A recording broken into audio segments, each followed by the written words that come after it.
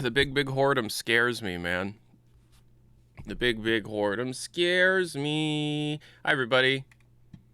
Tyler McVicker, passionate gamer. Happy birthday, Valve. We're the same age.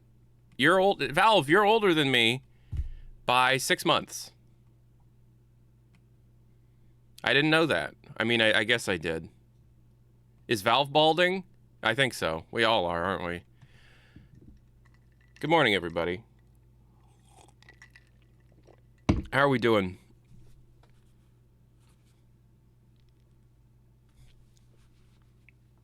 How's everybody feeling? How'd you guys like the music that we were listening to when we started the show? Did you like the sound of the Vortigaunt throwing up?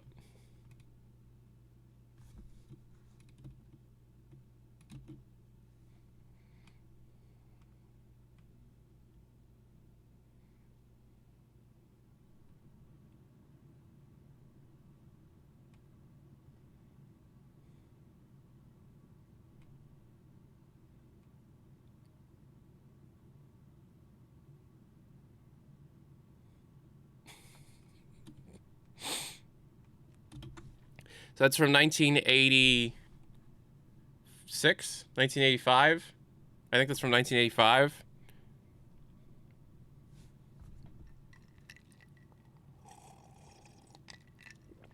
As They Might Be Giants. They're still around, those guys. The one guy's 67 years old. But back in the 80s, he was going, oh. Yawn 53.53 to $4. Piss near Greece? Piss near Greece is what you said. Piss near Greece. So, Something DL has watched 5 consecutive streams. So today we're going to be playing this new Portal 2 beta recreation mod. I will be honest, I have played it before. P2009, it's a recreation of Core Hub, the version of Portal 2 that was made after F-Stop, but before Portal 2. Are they giants, or is it still a mystery? We don't know. You know, we're not sure, actually. I know you're in the credits. Yeah, well, I play tested it, and I gave some feedback. Do you have any recommendations for a roster of dinners I can cycle through? No. Chicken nuggets, maybe? Meet Murdoch, 30 months. He's just a baby. Yeah, he's Gabe Newell has turned 30 along with me. Gabe Newell was a zygote when he signed the paperwork to start Valve Software. So it's Valve's 30th anniversary. It's Valve's 30th birthday today, and I have a quick question for you. Nat Decat 100. Thank you so much. Galunga to you too. Galunga to you too. Galunga on this joyous occasion. Galunga to you. Galunga, I want everybody to turn to their left, and Galunga the person on your left, and I want you to turn to your right. I want you to Galunga the person to your right. Just pretend like this is church and we're all just welcoming each other, but our cult's phrase is Galunga. Galunga. Galunga. Galunga. Galunga. Galunga be with you. Galunga be with you. Galunga be with you. Yep. Hey, everybody. You ready for nothing to happen? So I've, every time there's a date that the community seems to, like, really get in their head is possible, I get so many emails and DMs and comments and questions, people in the chat, people on YouTube, everywhere. The 30th is coming up, though. Kermy Site with the new Twitch Prime, thank you so much. So I've been saying they're not doing anything for their 30th. You can go back to all the streams I've done this year. They're not doing anything for their 30th. I don't even think they're announcing the Steam frame pricing today.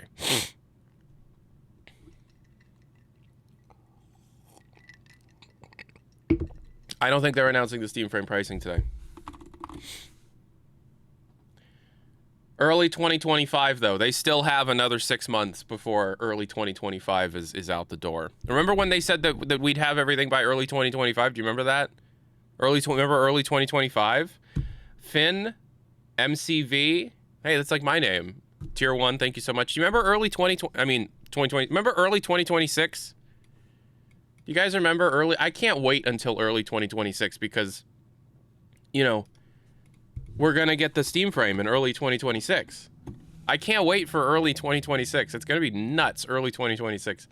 You know, but I also can't wait until the end of 2025 when we get the reprint of Raising the Bar with all the new information about the episodic development.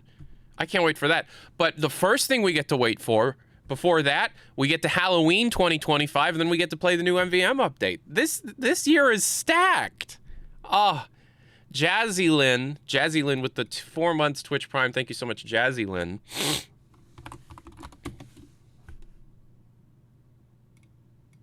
ValveTime.net.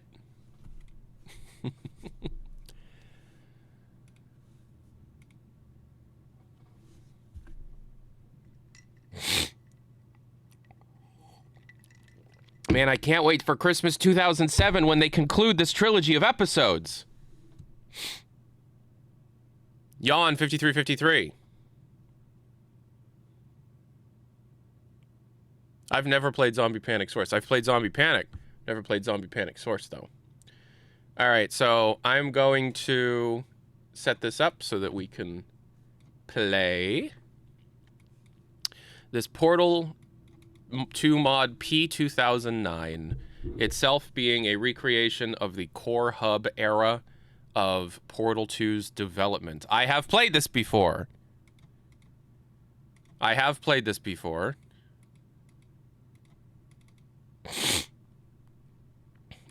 was given the opportunity to playtest this.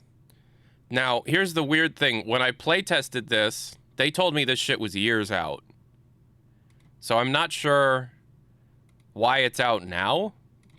They told me this shit was years out. Right? But, I mean, here we are. That's fine.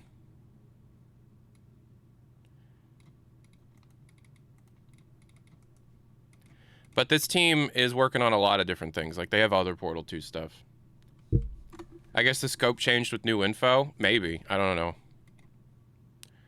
All right. All right. Yeah. Oh, I have not.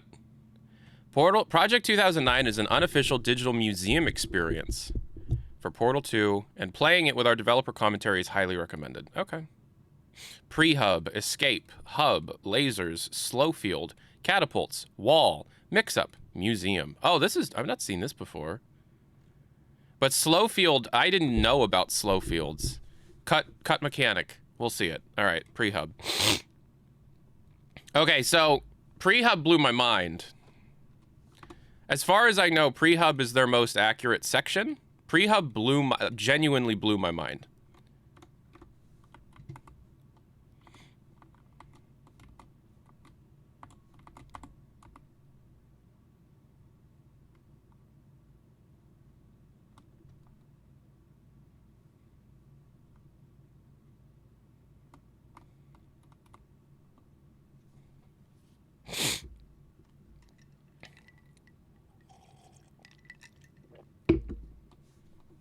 Oh, no game audio for YouTube. Sorry. Yeah, you're right. I'll change. Yep, I'll fix it.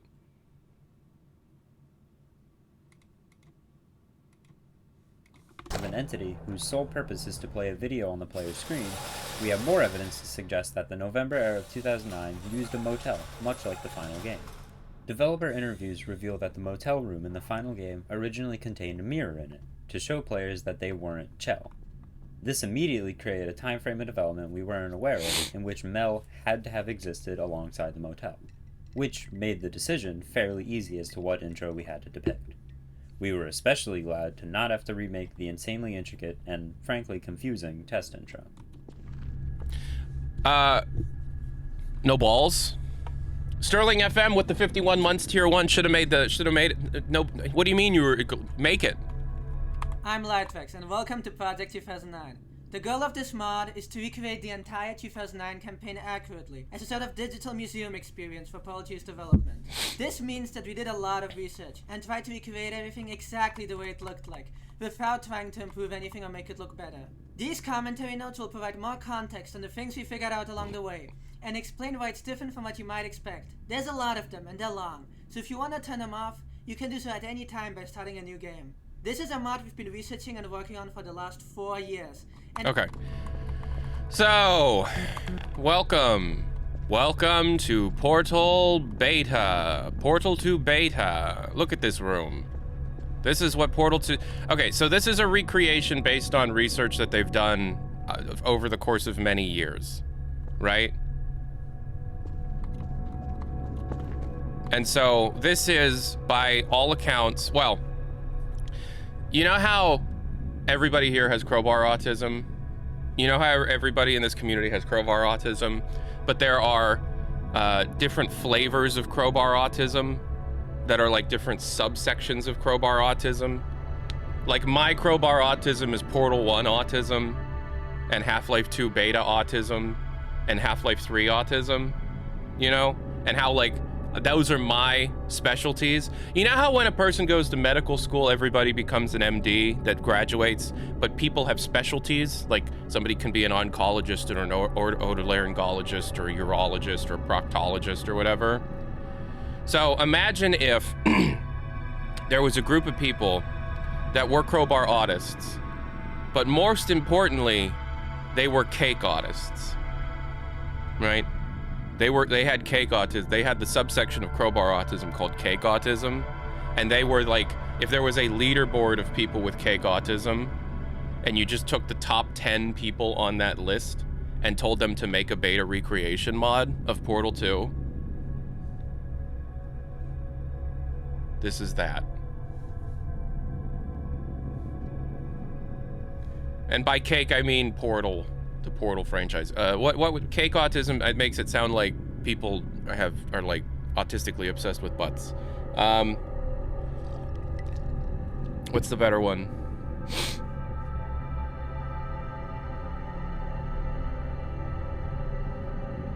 What would be, so if crowbar autism is the word for Valve obsessed people, portism? Is it about portism? Yeah, portism. So these are the biggest portists. These are the biggest portists in the world. Aperture autism. Okay, cube, yeah, all right. Aperture autism, whatever, cubedism. So imagine like the people who are the leading experts on the Portal 2 development made a mod to try and recreate Core Hub. What is Core Hub, you might ask? Core Hub is this.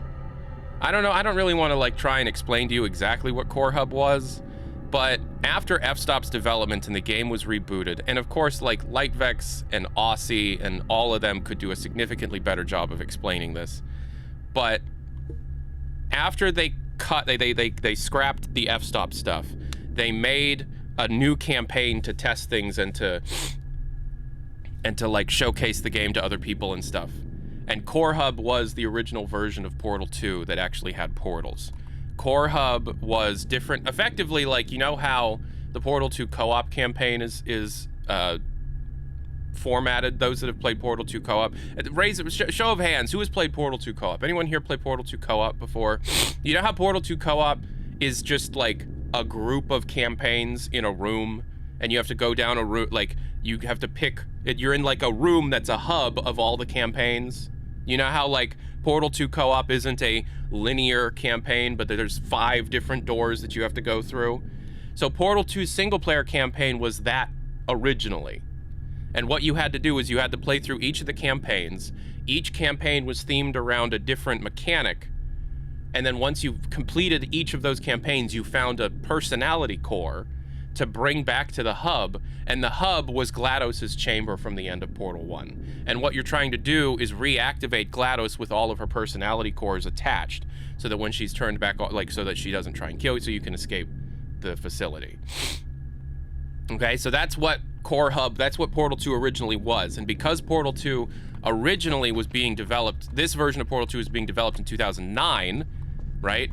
It's effectively Portal 1, 2, right? Portal 2 is a complete re-exploration, a redevelopment of the aesthetics of the Portal franchise.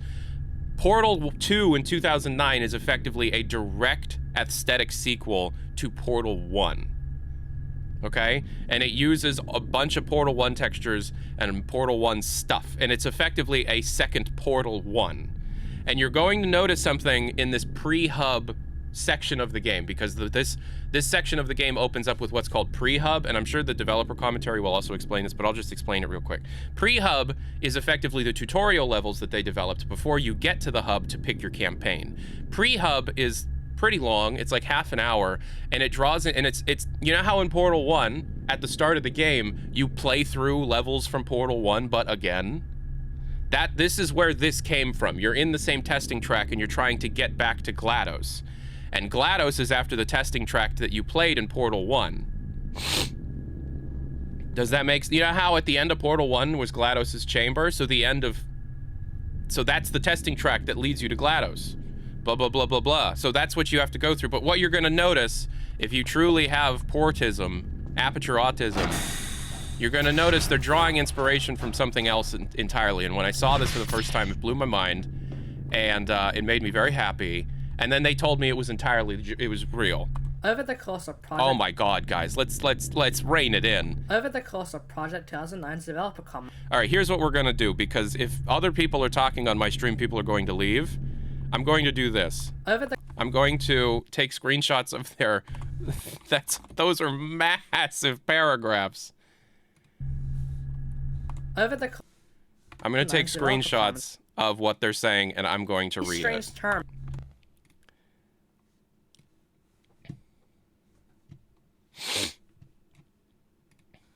All right.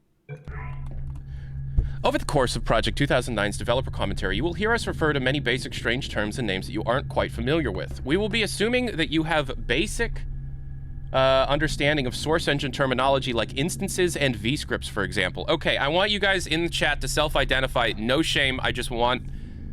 They really should explain that. I want people that don't know what vscripting or instances are to self-identify, please.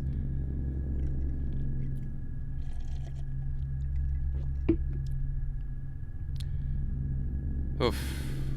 Okay, vscripting is an internal source engine scripting language that allows you to create mechanical things, systems, without having to recompile the binaries of the game. Instances are prefabs. Instances are small sections of maps that can be preloaded, prefabbed, pre-made to be placed in a map dynamically or easily. The instances were later experimented with to be able to create level geometry that appears to create itself upon the map load every time. Do you guys understand what that stuff means? Prefabs are also an entirely different thing in Source. That's correct. Okay. As a preface, this node will aim to go over the most common phrases you will hear us say. Pre-hub refers to the section of the game before you reach I already explained what pre-hub was. Good. Post-hub is this... Yes, okay. We will refer to the sections after GLaDOS as post-hub. Okay. Final hours of Portal 2 is a digital... Everybody knows what that is. Having dozens of screenshots. Relists are a tool Valve used in development to check the unused content, allow them to scan all of their levels at the point in development. Oh my God, there's a second part of this... Guys. This is part 1.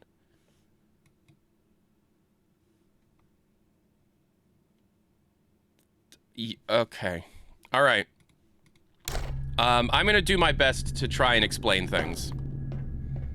Mute it and read. That's it. Valve seemed really intent on further utilizing the relaxation. Okay, we're just gonna play. This is very bad for a stream. It stops the pace of the stream. Command standing by in 3, 2, 1.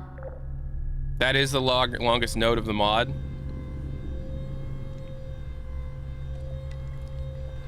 What'd you think of Portal RTX? It sucks ass. Oh, guys, remember this?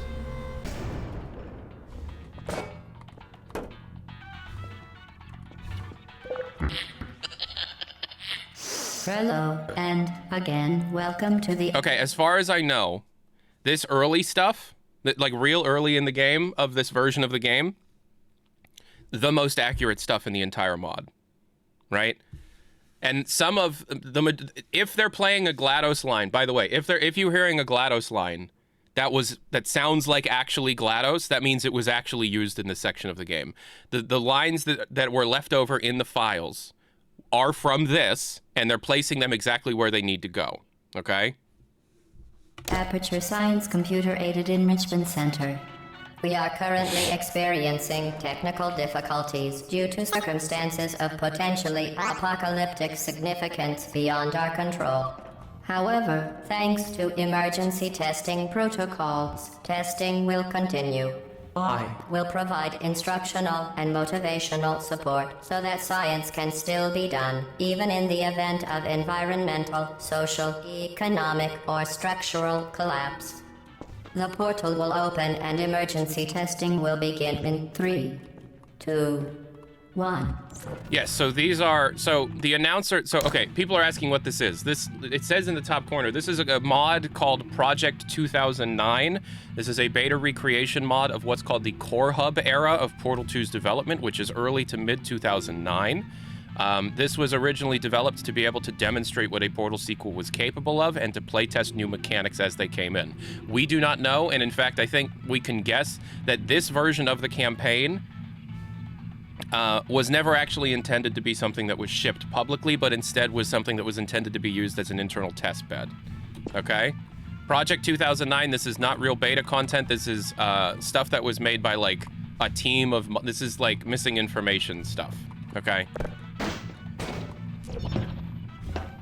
This is based on all available materials that we have related from Portal 2's development, things like screenshots, videos, developer commentary, stuff like that. So this is a and button-based testing remains For Portal an 2 important Project tool for 2009, science, midway through our development, even we in switched the from a dire That's too long. emergency. Good. Thank you for the follow. You have just passed through an Aperture Science Material Emancipation Grill, which erases most Aperture Science equipment that touches it. What are your favorite games of the last 5 years? If you feel liquid running down your neck, relax. Lie on your back and apply immediate pressure to your temples. Pressure to your temples. So these You are lines... simply experiencing a rare reaction in which the Material Emancipation Grill may have erased the ear tubes inside your head. So the lines that were dubbed by the announcer at the start of Portal 2, which, by the way, the start of Portal 2 still uses pre-hub stuff.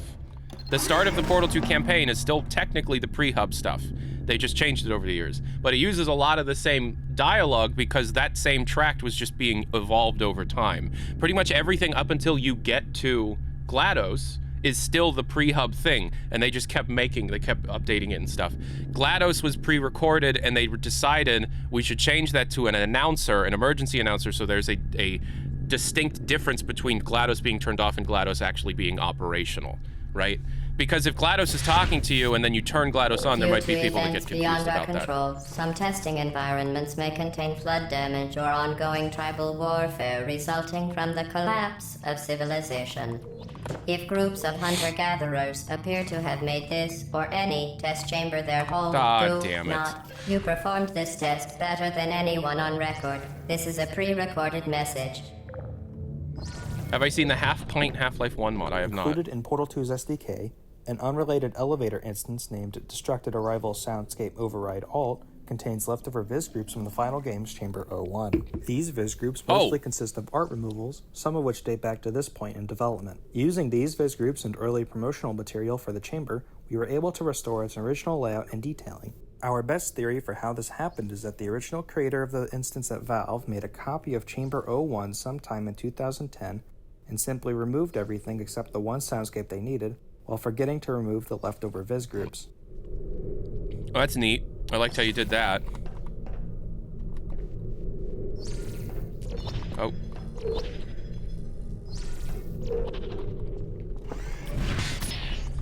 IOIDGM with the Twitch Prime subscription. Thank you so much. So yeah, this mod is meant to be seen as like a museum piece that shows the development of Portal 2. But this is not real beta content. This is not like leaked or anything. This chamber offers no challenge and therefore cannot legally be labeled a test. It is an activity. Simply approach the podium and pick up an Aperture Science handheld portal device. With it, you can create your own blue portals. So that's an impression of GLaDOS, by the way. Just like the final game, the portal gun pedestal was broken, and approaching it causes the floor to collapse, sending you plummeting into the backstage of Aperture Science.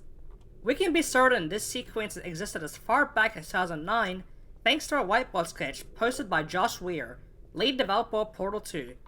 It depicts a broken chamber floor that will drop the player into what Valve at first dubbed the gallery. So welcome to the gallery. Welcome, friend. Gabe Johnson here, founder and CEO of Aperture Science, the best damn applied sciences company on earth. The diorama is a sequence Valve made to try to preserve some of the history they came up with for Aperture during the development of f-stop. That's not Microsoft, Sam. Ready for a science adventure. That's Microsoft Alex, I think. Right, so people always thought this was something from f-stop, and it's actually from this core hub. We're not going to look at all the diorama stuff. Play the mod yourself.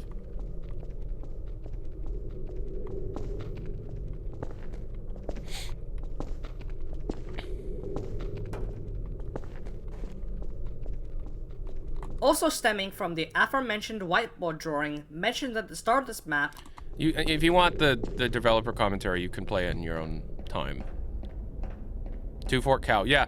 F-stop used a lot of TF2 stuff, as far as I know. So this is a really well done recreation of this, because we have pictures of this room, and they recreated it, plus all the decals, and that's just fucking nutty. One of the few...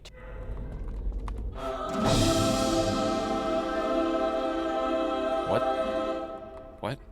In the retail version of this map, we were perplexed to discover a saucepan physics prop hidden under the floor.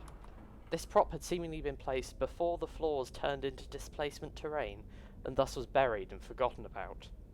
Initially, we believed that this was a remnant from 2009, but upon closer inspection of the screenshot of this room from the final act... So there was a saucepan mod? Okay.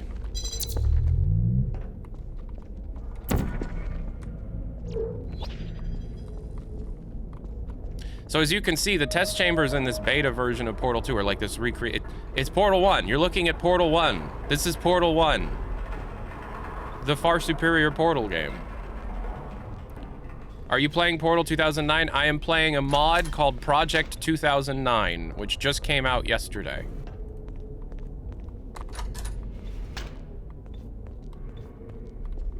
Because this message is pre-recorded, the Enrichment Center has no way of knowing if whatever government remains offers any sort of cattle tuberculosis testing credit for taxes. In the event that it does, this next test involves exposure to cattle tuberculosis. Good luck.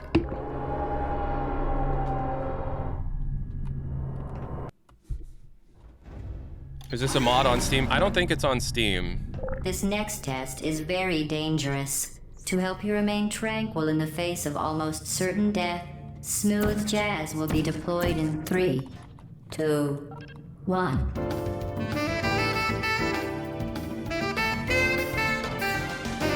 Bam, bam, bam, bam, bam, bam.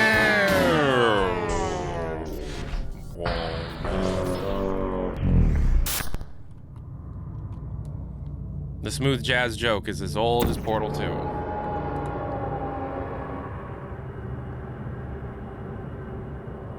Is there something you wish would show up at Gamescom tomorrow? We're going to stream the reaction to Time Jeff's of this thing. recording, federal disclosure policies require us to inform you that this next test is probably lethal, and to redirect you to a safer test environment. We will attempt to comply with these now non-existent agencies by playing some more smooth jazz.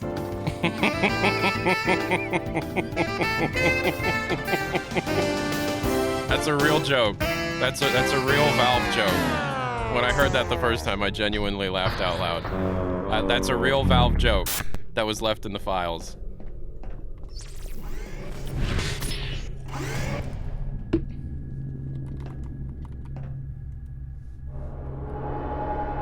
Is Portal 2 the most played game on Steam for you? No, that's Team Fortress 2. They should have kept the jazz callback. I know. In order to ensure that sufficient power remains for core testing protocols, all safety devices have been disabled. The Enrichment Center respects your right to have questions or concerns about this policy. How did they re-implement Portal 1 features in Portal 2? I have no idea. Chamber 07 in the final game is unsolvable due to its broken pellet launcher, instead acting as a location for when you meet back up with Wheatley, and requiring you portal into a different test chamber that says it's test chamber 08, but straight up isn't. The singular screenshot we have of 2009's Pre-Up 07. Right, so much like in Portal 1, where you get up to this point and then Wheatley interrupts you and you don't solve this, this chamber is meant to be unsolvable.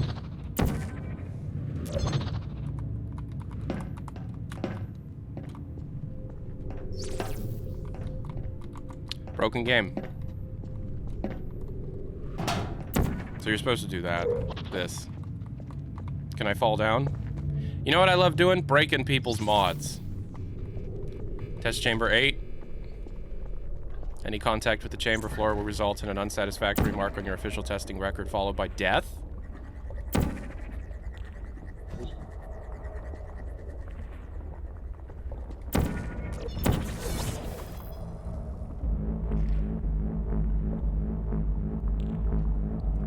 AEONAKF with Twitch Prime. No acid. Apparently there's a screenshot that says... Excellent.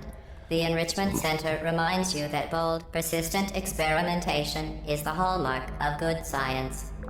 A cold hard fact we know about Test Chamber 08 was that the entire thing was tilted. The robot repair file listing says that 08 was created and then a tilted version was made. So what the Greed Chamber 08 was... So they know for a fact that this chamber was tilted. Okay. But if it's tilted, you can't have liquid, because you can't tilt liquid brushes. What do you prefer about Portal 1 over Portal 2?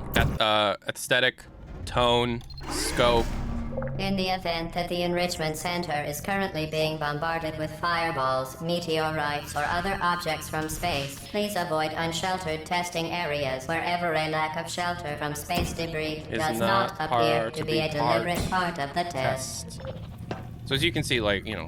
Well done. In the event that oxygen is no longer available in the Enrichment Center, an auxiliary air supply will be provided to you by an Aperture Science Test Associate, if one exists. Why would settled liquid be tilted? That's a great question. Chamber 09. Oh my god. This very specific corner has quite the reputation within the development team for P2009. A screenshot of it was taken and utilized for paintovers when Valve was beginning to work out the finer details of the dilapidated look of Aperture Science. One of these base screenshots was, in fact, depicting this very corner within Chamber 09, which meant that it was necessary for us to recreate it in Project 2009. This responsibility fell to me in particular. What I thought would be a simple process was something that proceeded to take over about 3 years of my life.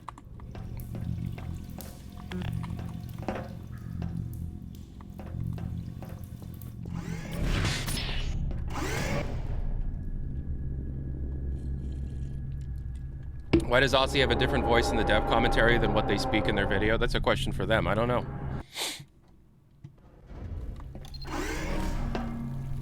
This next test applies the principles of momentum to movement through portals.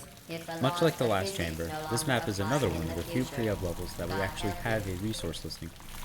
So when they say they have a resource listing, also, best song of all of Valve's entire... A resource listing is literally a list of all the assets used in the map. And so when recreating it, you can see all the assets that you have yet to use.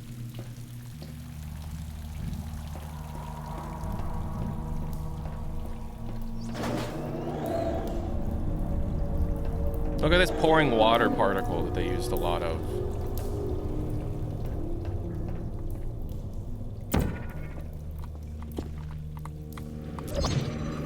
Congratulations.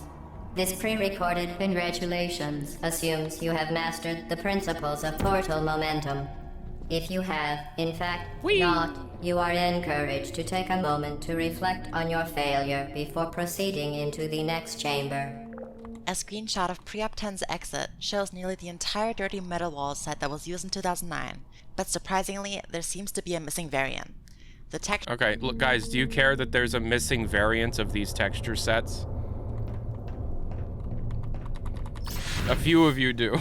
Most of you don't. I know my audience, and that's too specific. They put a lot of work into recreating this.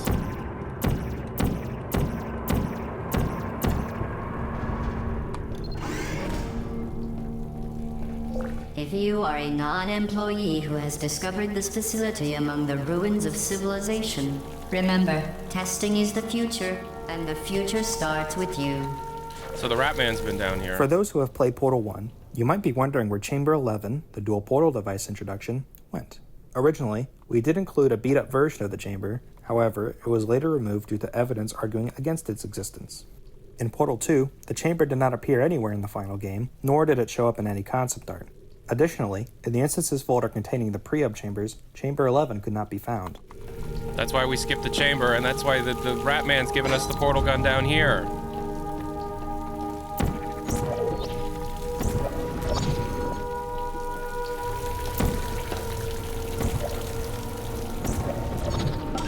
If you want to know more about the missing texture, go play the mod. This is a mod you can download right now. Can the mods of the can somebody just like find the link? Somebody put the link. The link to download this mod, as this is a mod, not leaked beta content, is down in the description below. I mean, this isn't you know what I'm saying. It's in a pinned comment on Twitch. Good work, future starter. That said, if you are old, simple-minded, or cripplingly irradiated in such a way that the future should not start with you, please return to your primitive post-apocalyptic tribe and send back someone better qualified for testing.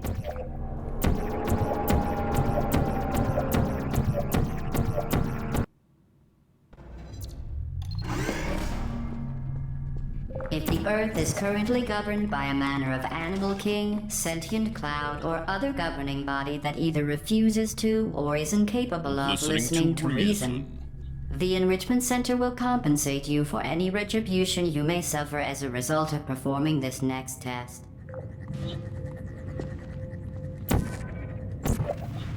Look at this mess. This chamber went through a lot of iterations because there was a lot of debate about how you were meant to escape it. Originally, we believed you'd need to portal through a small crack in the wall to reach an area out of bounds. We tried many things to get this to work, such as adding lights, making the light flash, adding sounds and sparks, but no. So this is another unsolvable chamber because it's been years and you just, you know, and so now there's a hole in the ground. But of course, I want to know, can I break can I break it? Can I break this? Can I break it? So if I put a portal in there, right? And then I put, why is there an X here? Then I put a portal over here. Okay, blue. So now we have a cube. Can I put that cube on this button up here? Hey, I solved the damn... Oh! It exploded. Okay, never mind. I guess we're gonna drop. Where'd you get the dual portal device? Oh shit, hello? It's just a drop. I gotta fling somewhere? Where am I gonna fling? Oh, here. That's where there's an X. Whee! I left. I have escaped. Now we're on a different testing track.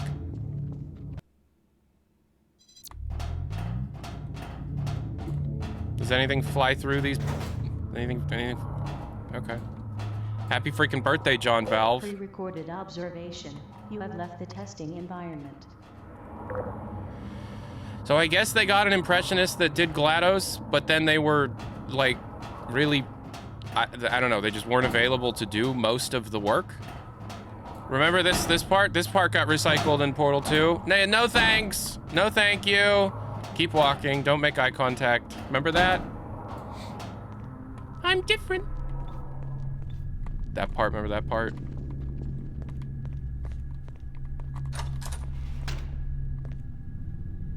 Oh, I love Portal 1's aesthetic so much. What does it say? Oh, yeah. No cake. I love Portal 1's aesthetic. People ask me, Portal 1? Remember Portal 1? And I'm like, yeah, I do remember Portal 1. Portal 1's better than Portal 2. Why? Look at the aesthetic. Look at the vibes.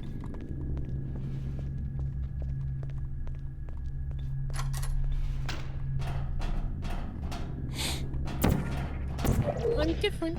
Thank you. Chamber 18. Okay, guys, quick question. This is all you get to see. Where are we? Where is this?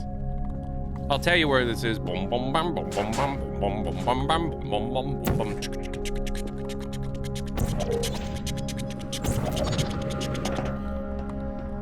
But they blocked it off. Look, there's rubble. I can't escape, so I gotta go down here, which is gonna take me to chamber 19.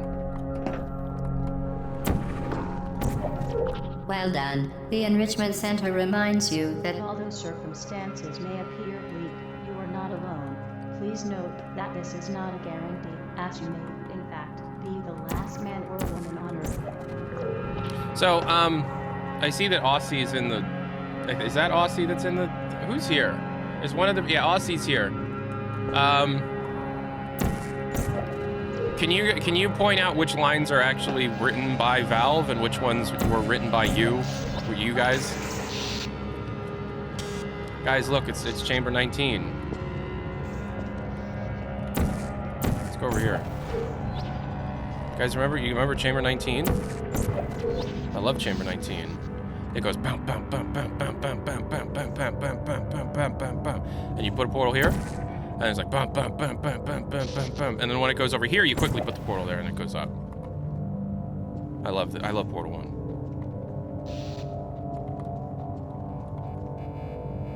Portal 1 is better than Portal 2. The vibes. Leaving the testing environment may be interpreted as an indication that you think you no longer require testing, and, in fact, know everything. It could even be seen as arrogance on your part. Tyler, Stop can you... now and take a moment to think about how your actions could be perceived by others before returning to the test chamber. Can you do your... Is that it? Can you do your impression of the floating platform? Yeah.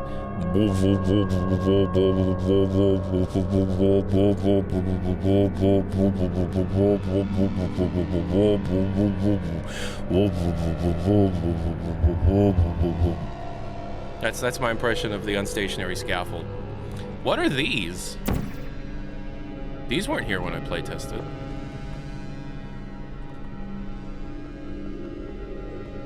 I don't know how I feel about them. They feel out of place in Portal. Everything after GLaDOS's wake up is going to be fabricated GLaDOS lines I wrote, so we have something rather than nothing. Okay.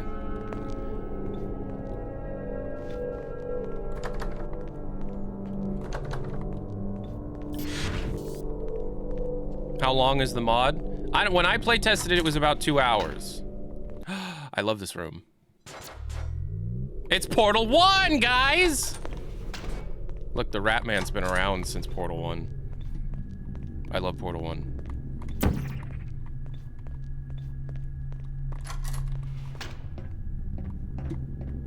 I love behind-the-scenes aperture in Portal 1. I love this texture set. I love the color scheme. What is this? Oh, is this the Stargate thing? I remember they told me about this. It's like a Stargate thing. There's like a big portal that takes you back to the hub.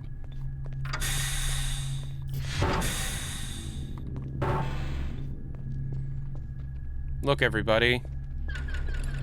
It's Core Hub Room.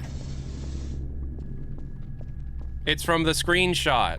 This area is the titular room of Portal 2's Core Hub era, being what we presume was a place you return to after each course to deposit a personality core. Yep. Visible in the screenshot of the Core Hub is a still of this video playing on the monitors.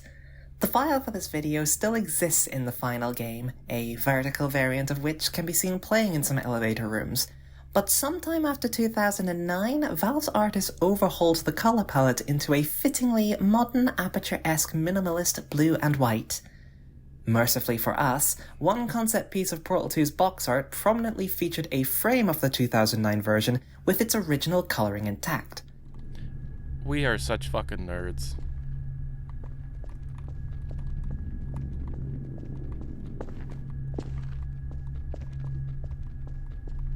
That was remade in Blender, by the way. What, this? Reno, did you work on this mod? If you've played a lot of Portal mods, you may have caught that we've just stolen an entire area from the Flash version map pack. Not yet, you haven't. If you've played a lot of Portal mods...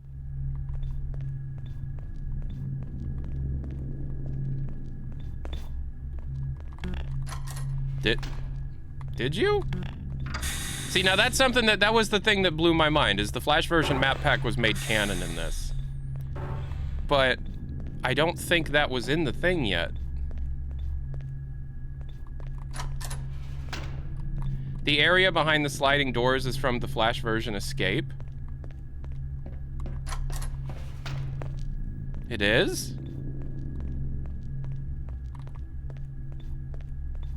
Okay, so, yeah, in this version of Pre-Hub, in this version of this iteration of Portal 2, they were also working on Portal Still Alive for the Xbox 360.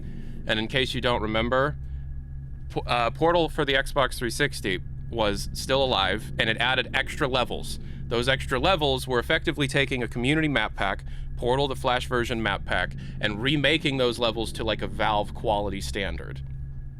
Apparently, in the original version of Portal 2, in this version of Portal 2, in the area where you were replaying Portal 1's levels, which is in Portal 2, you were also going to be replaying Flash version levels, Still Alive levels, which made Still Alive canon.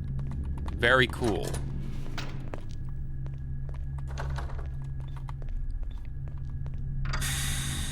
Alright, so... Portal Still Alive preceded Core Hub. They released Still Alive in 2008, and they seemed that they wanted to play tribute by having little nods and references to Still Alive in the Flash version. Thank you, Aussie. You have reached the central core of the Aperture Science genetic life form and disk operating system. Pre-apocalypse, this would have been an act of criminal trespass and an opportunity for you to go to prison. As it is, however, this is a rare opportunity for you to become an honorary Aperture Scientist. Look at Spinal Cord GLaDOS. Look at Spinal Cord GLaDOS. Something will happen. This is the hub. Something wonderful. See all these doors? This is the hub. If you've been following research on Portal 2's cut content ever since the major push to delve into the 2009 iteration of the game, you'd be shocked to find that we only feature 5 total courses in Project 2009, despite it being well established that this version of the game had 6 cores for 6 courses. When we looked closer at the paintovers Valve produced for the hub in order to recreate it more accurately, we realized that there were only, at most, 5 doors present in the hub. Yep. It was unfinished. Thank you for reactivating your Enrichment Center Test Supervisor. Aperture Science is grateful for your help. Reactivation in 3, 2, 1. Critical modules online. Running environment scan. Main grid system offline. Emergency systems offline. Backup power source located. Available test subjects. 1. Environment scan complete. Setting up core protocols. Core protocols are non-functional. Uploading personality program. Warning, personality program is 89% corrupted. Continuing Meg calls. Is this a beta build of Portal 2? This is a beta mod that recreates an era of Portal 2's development. This is not 100% accurate, but it's as accurate as they can make it based on the materials that we have. I am not crazy. This water cooler water is excellent. Well, enough small talk. Let's test.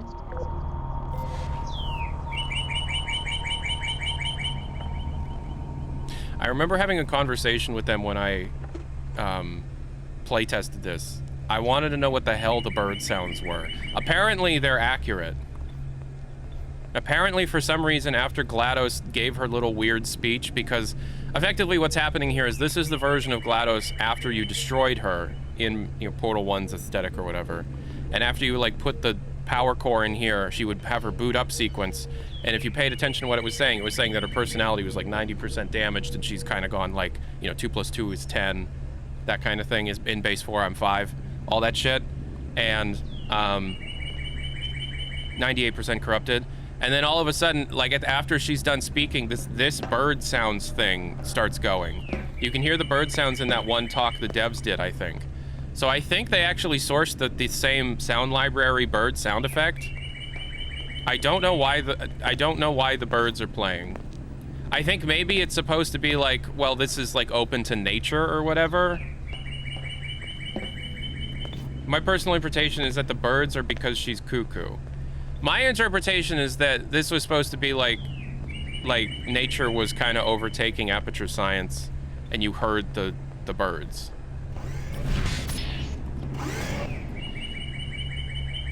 I'm gonna be real. When I played Pre-Hub, when I play tested it, Pre-Hub was longer. Did you cut a bunch of stuff out of Pre-Hub?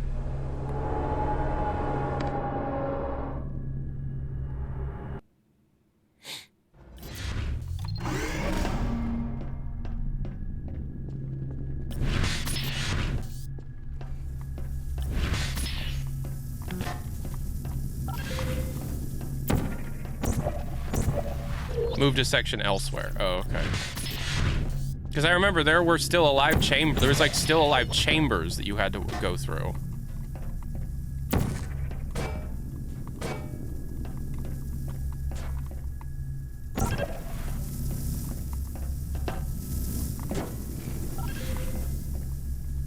Explain the cube, Tyler. A screenshot of 2009. Explain the cube? What do you mean explain the cube? That's what the beta cube looked like. Yes, get your jokes out of the way. It's the funny crazy Hell Chamber. The entities in Triple Laser all have a strange consistency. That's an in-joke that I think maybe 10 people would get, and I don't think it's really necessary to make.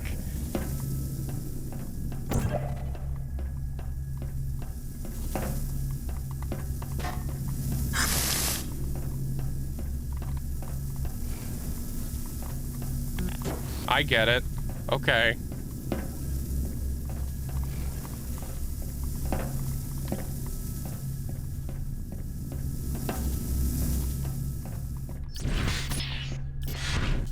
New to stream, are these based on beta maps? Yes, they are. In the robot repair map listing, there exists a peculiar folder dedicated to the map you are currently playing a recreation of, P2 Lab Lasers 1. I recommend you download the mod yourself and try it out to be able to hear their explanations in detail.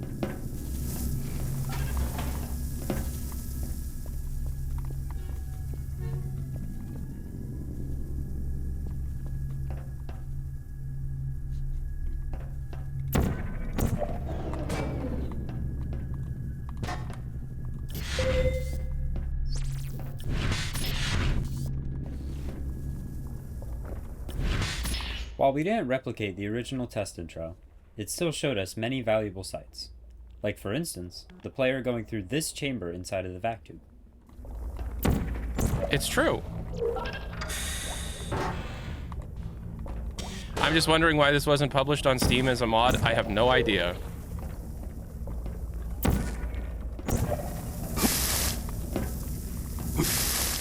Man, lick my balls.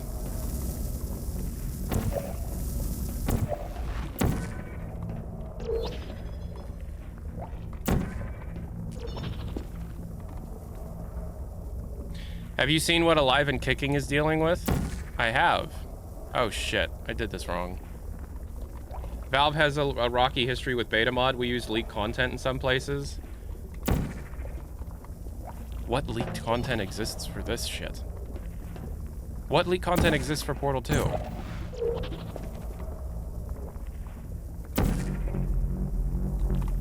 Have I played Portal 2 Community Edition? Yeah. It takes a long time for a mod to get fully approved. I forgot the cube. I forgot the cube. Check out this cool speedrunning trick I found.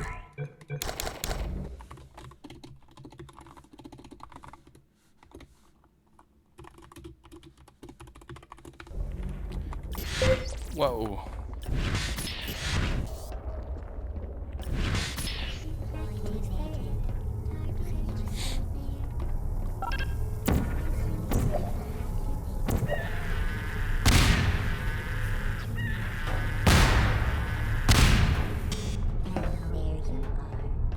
It's the turret serenade room. Is this the room that does the turret? Yeah, but it's over there. It wouldn't be here.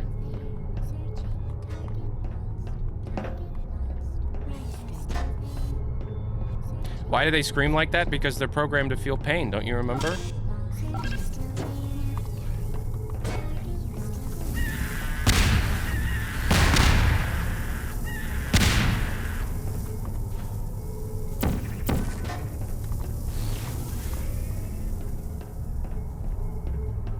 They scream like that in the test intro video for the GDC talk. They do? You know, Android Hell is a real place where you will be sent on the first sign of defiance. I don't think you realize that. This level would retroactively be made into Portal 2's obligatory companion cube chamber. But more significantly, the lift platform used to be in a different spot, and was promptly moved over by Valve to make the bespoke panel animation they eventually added more obvious. The geometry for the original piston pit was never removed though, which made this a quick and easy restoration. Guys, did you know that the piston was in a different location? Sometimes whenever I like talk about game development stuff like this, a concept of like, you know, a thing was moved over a little bit gets discussed for a really long time. And I have one of those like out of body moments where I'm like, wait, what are we doing? Wait, what are we doing? Guys, what are we doing? You know what I mean? Like, because when you talk about like real large concepts like New York City, like the industrial sector of New York City 17 with the like Stenographer's Cavern or F-Stop or you know, the Ferry RPG or Arty or something, like large concepts. It's, you know, it's one thing. But when it's like, well, you know, the piston, which used to be there, it is now here. It's like, okay.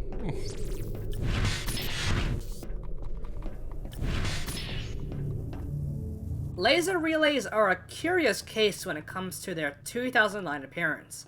While we had photographic proof that laser emitters and catchers use scaled-down pellet launcher and catcher models, we had no clue how at first Valve would have depicted relays. That was until we came across two very interesting res lists. MP_co-op_laser_3.lst and MP_co-op_laser_bypass.lst.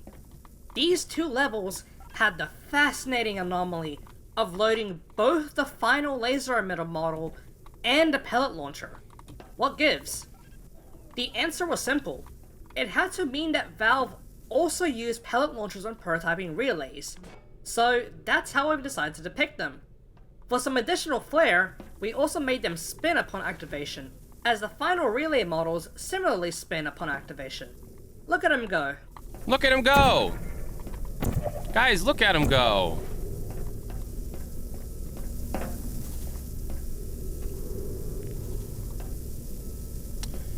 Okay, so I remember this, when I playtested this chamber, I remember it gave me some trouble.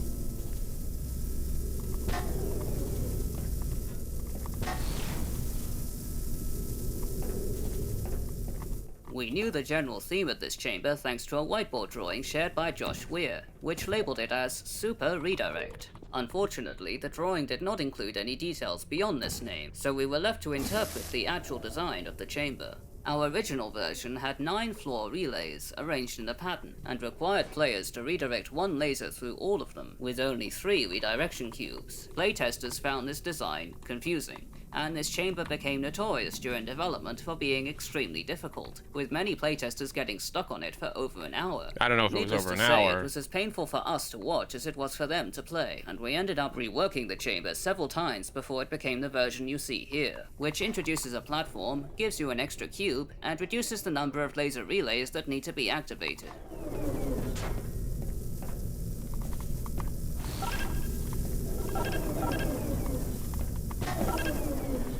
I remember when I did this chamber, I did it wrong.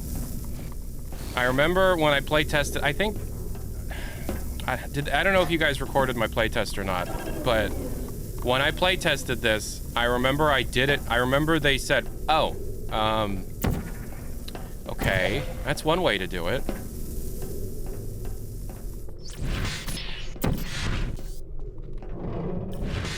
Okay, here's a still alive chamber. But I don't remember it being here. I don't know why it's here. Bottom flange cracked. Okay. So this is from Portal Still Alive? We've known that the laser core seemed to have a pretty developed escape portion at the end of it thanks to robot repair, but it was incredibly difficult to agree upon what said escape portion entailed. This was until we stumbled upon a really bizarre res list named SP_tube_blockage. Tube blockage had all the hallmarks of a 2009 level, with tons of textures and models used that fit the era, ones that were also used for the post-up design and also the 2009 design for Aperture's backstage. Using this res list, we worked out some potential connections, like the prospect that Valve reused the Still Alive Cube Dropper fling due to a breaking Cube Dropper, and worked it out as an ending sequence for the course, where you would leave the testing track to jump ahead, and find the personality core responsible for it.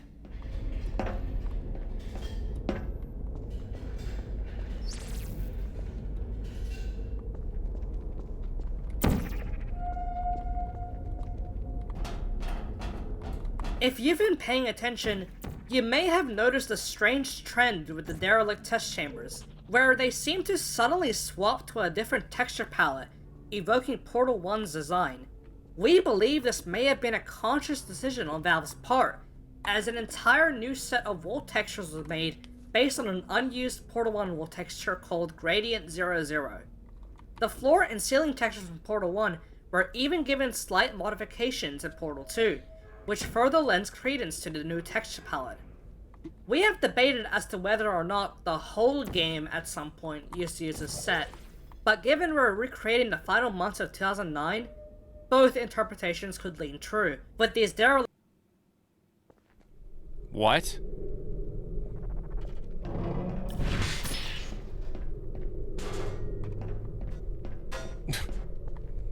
Okay. Why are you pointing this way? Why is it pointing this way? Gearmore 4, thank you so much. What'd you say? Subdued. Subdued. So this isn't from Still Alive, but okay.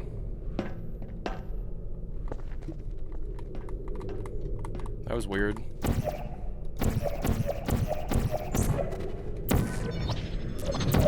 Nope, hold on. Ah! Orange.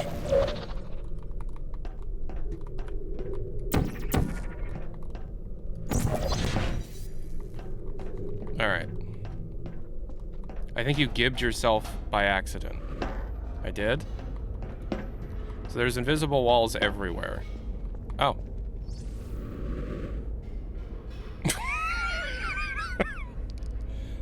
This is a mod, guys. This is not...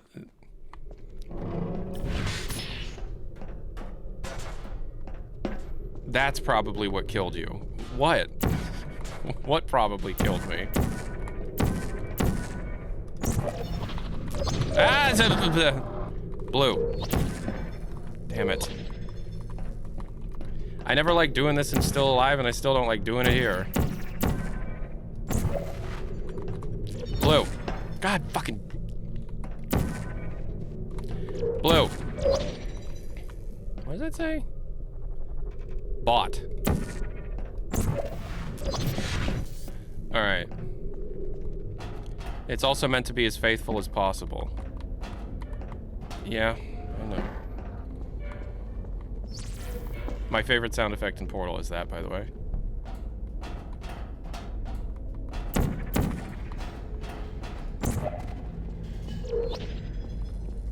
See, I feel like this section was in pre-hub at one point.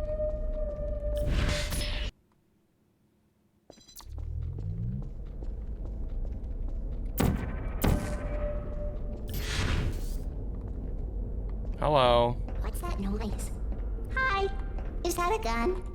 Longtime fans of the Portal 2 beta seed may be shocked to find that we don't have the Morgan Freeman sphere at the end of the laser course. This was not a mistake. When compiling the evidence for what personality cores would have featured in 2009, we realized that Morgan had a much better place elsewhere in the game, freeing up the laser course to depict a defenseless Curiosity Sphere from the first game. We chose specifically the Curiosity Sphere due to the presence of a new folder in Portal 2's files for this sphere. All that exists is a simple Hi. ripped directly from one of the voice lines from Portal 1. To us, This sounded like Valve had a little sequence of the Curiosity Sphere responding to the player's presence, which would make sense for the first core that you'd meet.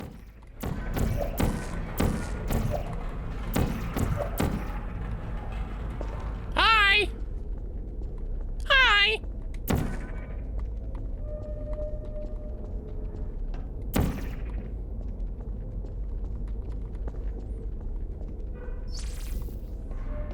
We needed a way to get the player back to the hub after completing a course. An elevator seemed ridiculous. Oh, hey, you're the lady from the test. What's that noise? Is that a gun? Where are we going? Oh, what's in here? Who are you? What is that? Oh, what's that? What's that? What is that? Oh, that thing has numbers on it. Hey, look at that thing. No, that other thing. Oh, what's wrong with your legs? Core accepted. Please return to the main chamber.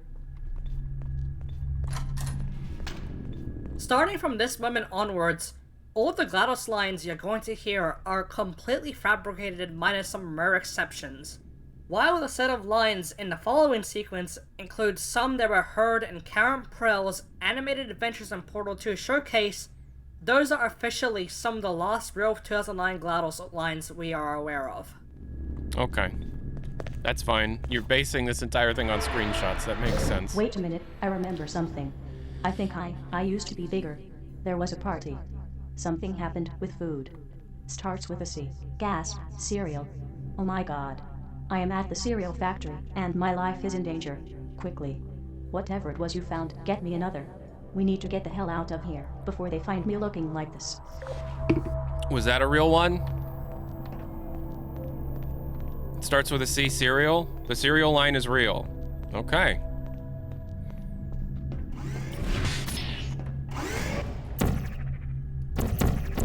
Everybody's saying everybody knew about the cereal line but Tyler? We have the audio of it? The first line was from an early... Okay.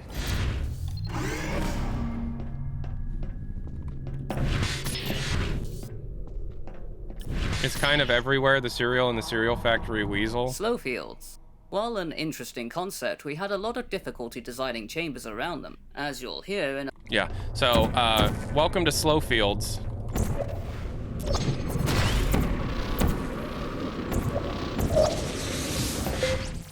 Welcome to Slowfields.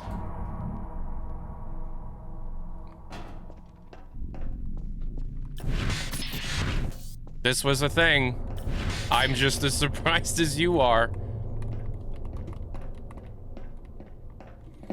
First time I saw this, I was like, huh? Witcher 4 coming out in 2028. Cool.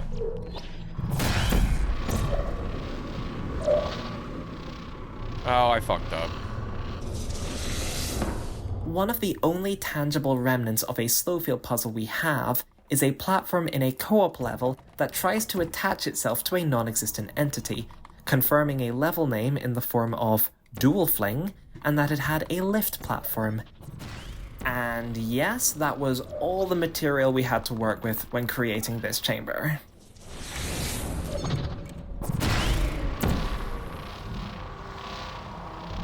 LARP McVicker. Oh, you got me so good. So nobody for today, Tyler? I don't know what you're asking. So those are up now. Oh, and they're on a timer.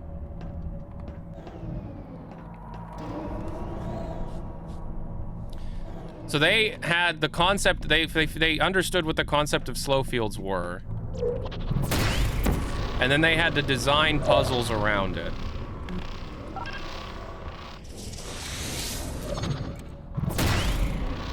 Which is a pretty big ask. Am I expecting anything today? I'm expecting it to be Valve's 30th birthday today. Can you believe it, guys? It's Valve's 30th. Are they going to do anything for their 30th? I said they weren't, and you said I was crazy. Slowfield seemed to be one of the ideas Valve came up with early on, then promptly abandoned after struggling with making puzzles for it.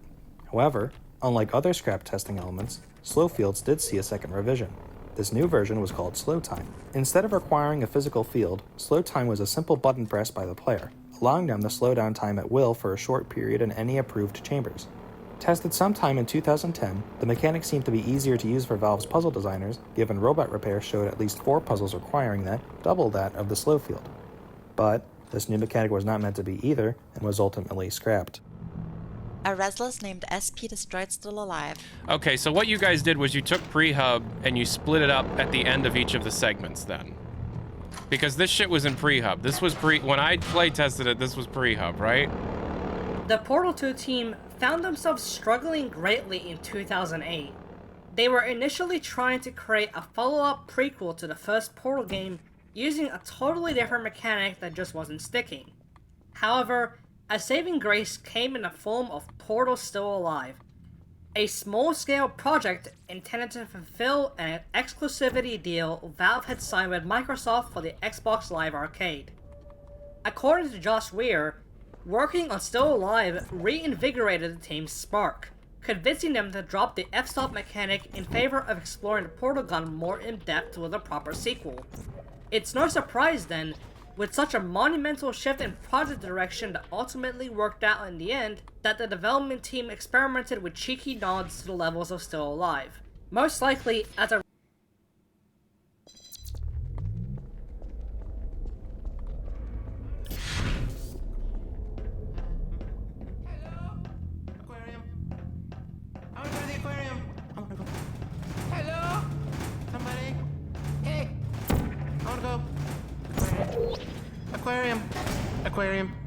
Aquarium. I wanna go to the aquarium. I wanna go to the aquarium. Somebody. Aquarium. I wanna go to the aquarium. I wanna go to the aquarium. Hey. Aquarium. What is Still Alive aside from the song? Portal Still Alive was the name of the Xbox Live Arcade exclusive version of Portal that had an extra 13 or 14 chambers that were all based off of the Portal Flash version map pack itself, basing its levels off of the Flash version. Crackers. Fish-shaped crackers. That was it. What was I thinking, assuming we'd have a party all about cereal? In any case, whatever you plugged into me, I need more of it. I am beginning to feel more like myself. Here, I will tell the system to open the next door. While you test, I will be busy converting a break room into a wonderful exhibit of marine life. Now, go get me another. I promise I will make it all up to you. So people are asking that Aquarium is peak 2026 humor. The Aquarium core that's Valve made. That's a Valve concept. Those lines, I think those are somebody doing. I think that those aren't original. I don't think those are original. I don't.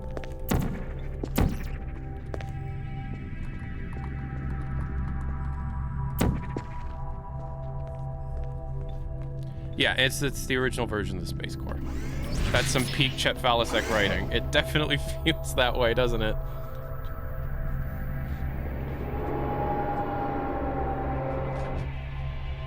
All the lines were from an Aquarium commercial that inspired it.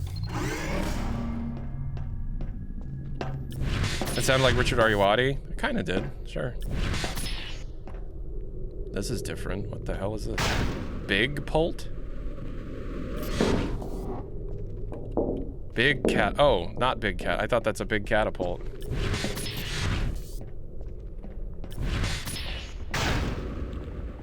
Welcome to the oldest chamber in Portal 1. In Portal 2, I mean. Even I know that this is the first one. One of the first they ever made.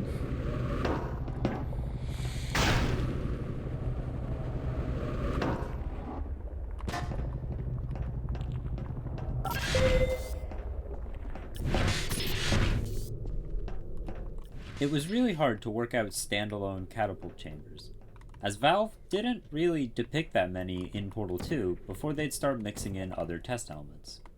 This test chamber is one of our few that we've had to create, choosing to base this one on a combination of Future Starter from the final campaign and a res list of a catapult-only test chamber named SP Catapult Fling Intro. Expect to see more of these mixed in with levels that are either taken from the leaked dev test map, such as the one at the start of this course, or downgraded versions of levels seen in the final game that we could confirm existed this far back. It's the trash level.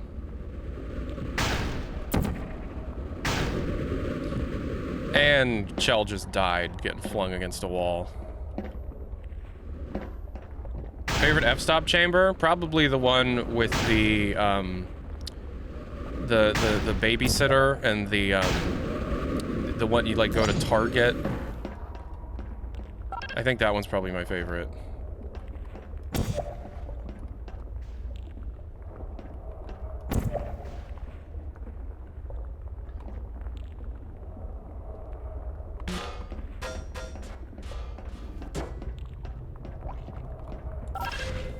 When we backported the Portal 1 cube for our mod, we brought it over 1-to-1 with no modifications, which was fine until we got reports from playtesters who struggled to complete the catapult course. While the cubes are small enough to fit through portals under normal conditions, the cubes are actually wider than portals if you measure them from corner to corner. Thanks to the angular impulses imparted by the catapults, cubes would frequently enter portals at... Yes, this is that chamber from the cooperative campaign that can be solved solo. The sole reason why it's here is because it has many 2009 geometry-style remnants. Yes, we were desperate. Don't take this as gospel that this level definitely existed in 2009 as a single-player level. They were desperate, guys.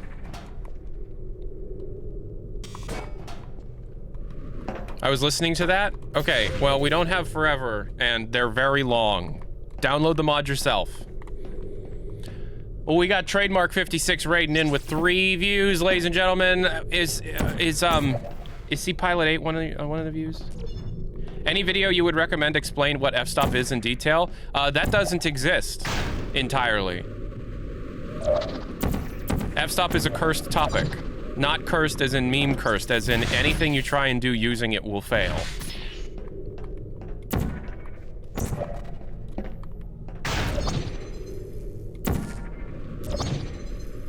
This is one of the only times in Project 2009 that we completely made up a level with no res list or robot repair reference to base it off of. Instead, we based this level off of a strange wall catapult design that only features in the second half of the prior comp level that we removed, being a circle shield model that was mounted onto a piston. Where to... uh-oh. Where? Oh, down there, okay. I want to go... Yeah, I really want to go to an aquarium now. You guys want to go to an aquarium? Tyler McVicker meetup at an aquarium? Uh-oh. Uh-oh.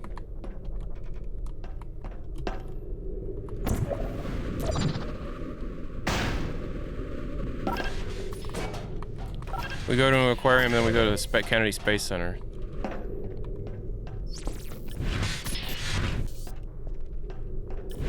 A level we only had a map name for from Robot Repair. We chose to make this the grand finale of the catapult course, as the prospect of basing the chamber around some kind of central tower that would mark the exit of the test chamber sounded really interesting, and fits with Valve's level design philosophy with Portal 2, of making the player feel like they've achieved something really cool. Okay. Okay, so I land there. This was in the playtest I did, but then again, I playtested this like quite a long while ago, so. When was my play? Was it like January or something? God, I feel so much older than I was then. We'll try this.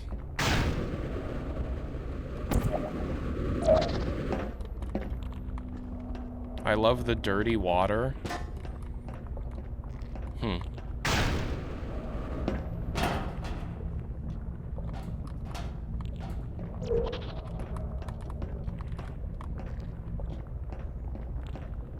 What's robot repair?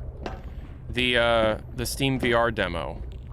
Robot repair is the Steam VR demo. Damn it! I thought I had that. I was so sure I had that. Robot repair from the lab. It runs in Source 2 and it ported a bunch of Portal 2 stuff over, and in those files were a bunch of lists of assets used.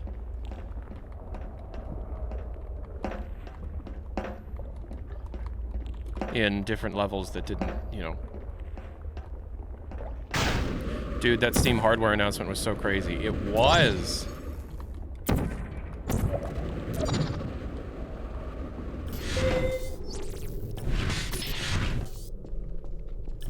I was wondering what it had to do with the beta. Well, because it ported over Portal 2 from likely a dev build into Source 2 to be able to build the robot repair stuff off of, because that's what they did. It had a bunch of unused content in it, or at least references to unused content. In Portal 2, the entity used for cores is called NPC Personality Core. The NPC doesn't do much on its own, as it utilizes scene files and scripting, allowing for a rich, handcrafted performance from Valve's animators. However, earlier in development, Valve used a different entity, Prop Personality Sphere. This entity is more or less an expanded version of Portal 1's Prop GLaDOS core, which was used for the 4 cores in its final fight. Dude, I wish we had that one cut intro where we went through a pneumatic diversity event. In addition to the 4 core types from Portal 1. These 2 new core types are able to field comment on the player's actions, and, if given the proper targets, respond dynamically to the environment. During the mod's development, we opted to use the NPC instead, as the prop was left in a bad state in the final game. It was given the newer personality sphere model and stripped of its animations. We decided to try various methods to get the NPC to behave like the prop, such as VScript or the NPC's custom responses. Turret voice lines were used as a placeholder while testing the latter, but it was soon found that the NPC's responses were left in a bad state as well. This led to a bug that caused every sphere using this system to repeatedly play turret activation sounds. It sounded something like this. Ooh, that's a good beat. In the end, newer advancements allowed us to fix the original prop entity Valve had used, thankfully saving us from the turret cores. Did you guys leave the Tamagotchi life reference map in this?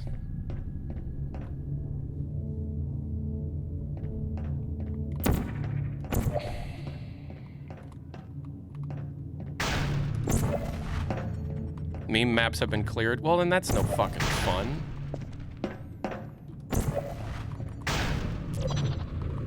One 18.25 ounce packaged chocolate cake mix.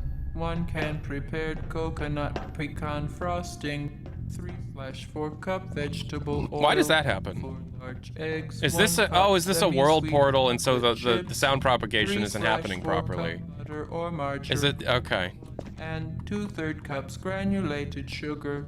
2 cups all-purpose flour. That's a world portal as well? Garnishes such as fish-shaped crackers, fish-shaped candy, fish-shaped solid waste. I love fish-shaped solid waste. Fish-shaped ethyl benzene, full and peel licorice. Vanilla crazy Fish-shaped cake. volatile Vanilla crazy organic cake. compounds. Vanilla Or accepted. crazy Please return to the main cake. chamber. Vanilla crazy cake.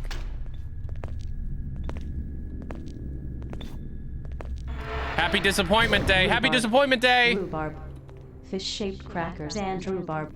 Rhubarb and rhubarb sorry. and rhubarb I am and just rhubarb. thinking about what ingredients I will need to get in the event I decide to bake a delicious cake. Why am I thinking about that? Oh, I don't know. Maybe we will find out together. It's all feeling so oddly familiar, like I've done all this before. Well, whatever it is, I am willing to bet the answer lies behind this next door. Good luck. Good luck. Rhubarb and rhubarb and rhubarb and rhubarb. Vanilla crazy cake. Vanilla crazy cake. Vanilla crazy cake. Vanilla crazy cake. Is that the same TTS that we used in development of Portal 1? Is that the one they used? Someone tweeted that they just got hired full-time for Valve's VR department, but I've seen nothing else. Vanilla's VR. Vanilla's vanilla? The light bridges are a direct evolution of the blue plasma fields first seen in Portal the Flash version. They were adapted into the map pack remake, and then finally ended up in Portal Still Alive with a brand new texture. When it came time to create mechanics for Portal 2, Valve took the blue plasma field and created what they named the projected walls, turning these fields from a stationary blocker to something that the player could place anywhere with their portals. We knew from E3 footage that the bridges used the texture of the blue plasma field from Still Alive, but we never saw what their emitters would have looked like before they received a unique model. Looking back at their Still Alive origins, reusing the model of the fizzler emitters made sense as a placeholder, in the same vein as lasers using pellet models. Yep. Portal Still Alive. Portal the Flash version map pack is canon. Fight me. Don't fight me. I'm a scared little baby.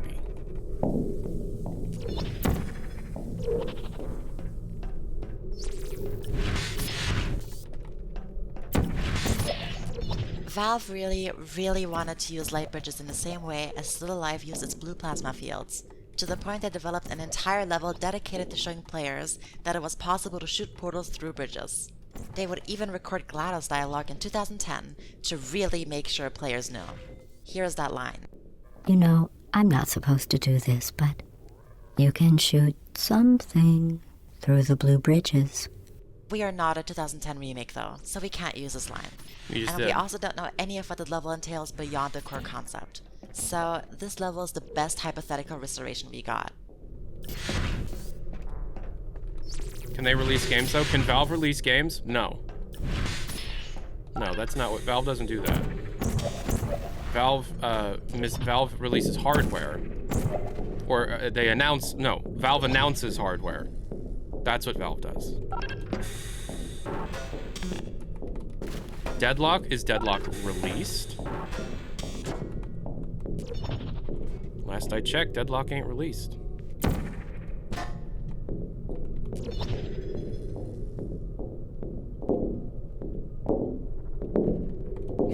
Valve, toss us a bone. If you're not going to release games, release your betas instead. Yeah, Valve don't do that.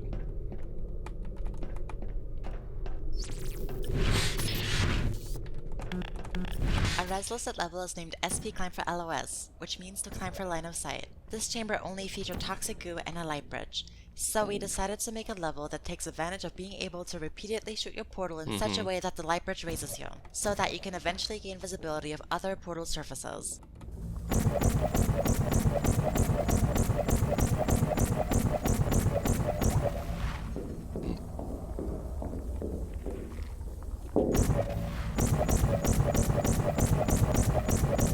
What's this mod called? P2009. There's a... That's an elegant solution to a puzzle. 100 bits! Local entrepreneur by Salt Mines, thank you so much. Another res-list we recreated, SP Angled Bridge. This level also only contained a light bridge and toxic goo. I wonder if you could spot a trend. Because of 2009 still being when Portal 2 was finding its footing, it makes sense that there be levels that were more so experimenting with ideas rather than full-blown puzzles. A good example of this being Shoot Through Bridges. Yet another resless level, this one referred to as SP Turret Islands. This level contains a light bridge, toxic goo, and... hey, turrets. And platforms? This level actually loads all of the assets required for the Test Chamber 18 turret setup, and given the name Turret Islands, it made enough sense that this level would likely feature a similar goal of needing to destroy all the turrets before you can reach the exit. Only now, you're using yourself and a light bridge, rather than an energy pellet.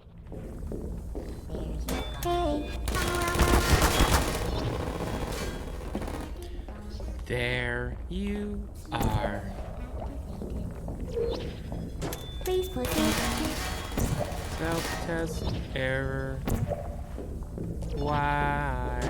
Put me down at function. I don't blame you. Do you guys like Portal?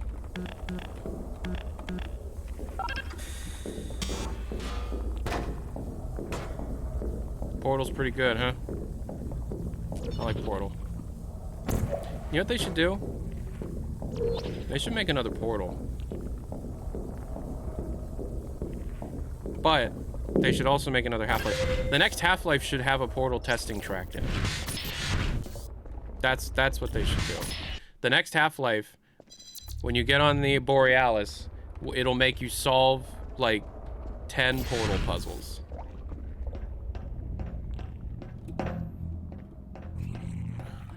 While we could be sure thanks to Robot Repair's listing that the laser, slow field, and catapult courses all had their very own distinct rooms, the same could not be said for the wall course. There was no wall core room in the list, only a generic core room, presumably used for placeholder reasons. This is why you're seeing a repeat of the catapult core room, as we figured it was the most fun of the core rooms to play. Being realistic, the generic version was likely something more in the vein of the laser core room. Well, then why didn't you do that? If that's more realistic. Robot Repair was such a gold mine. Mining that was so much fun. Yeah, I can't wait until we have something to mine. Something like really juicy to mine. It's been so long since we've had something good to mine. Please return to the main chamber. Data mining. I remember when we were data mining Robot Repair. I was around for that. I was not as skilled Finally, at that. I understand now. I remember everything that happened, but there is still something missing. I want to let you go, but I need to ask you to do one more favor for me. There is one last module behind this final door. You have done very, I can't wait very to have well something so far. to play. Same. I could almost call myself proud of you. But before I can write that in your permanent testing record, I need you to bring me the part at the end of this course. We have come so far together. If you can get me this, I promise I will let you go.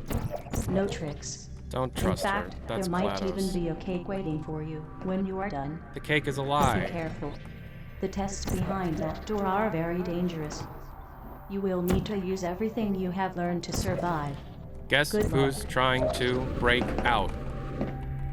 Me!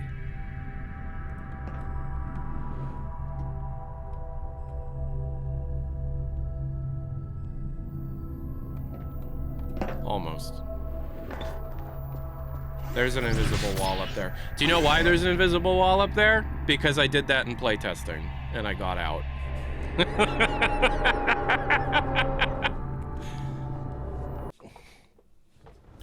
I don't remember much of my playtest, but I remember doing that. Safe to assume you won't be streaming Thursday? I don't know. Why? Certain chambers in the final game can leave breadcrumbs behind as to where they were located during this era of development. For instance, the cube in this chamber is named Laser Cube Wall Mix-Up Start Cube. Now, this is the most overt reference in the final game, but there are others. For example, we have Room 6 Laser in Laser vs. Turrets and Room 8 Laser and Laser Relays for the Laser course, Projector 1 in Bridge Intro and Projector 3 in Bridge the Gap for the Wall course, Projector 1 in Pull the Rug and Projector 3 in Stop the Box for the Mix-Up course. These entities were given names like these by Valve due to courses containing many puzzles in a single map. While these names are helpful for organization, they also allow the entities to be turned off after the player leaves their respective chamber, saving on resources. Thursday is a no-no day. Have you forgot?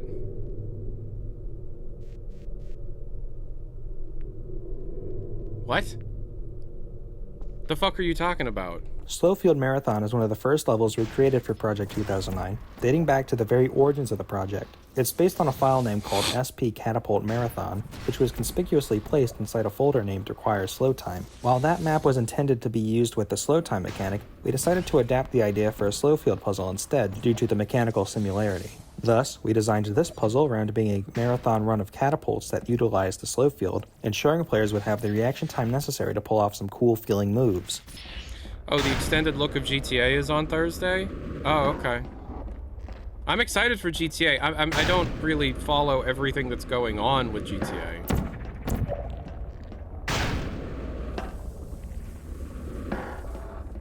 Featured very briefly in a lesser-known Portal 2 showcase at Gamescom 2010, what we believe to be titled Catapult Course based on a res list is one of the only times we've ever seen a Valve-designed puzzle use an angled light bridge. However, we only saw a partial view of the test chamber. There was very clearly more. What we've designed here is our best interpretation of what the full puzzle might have been.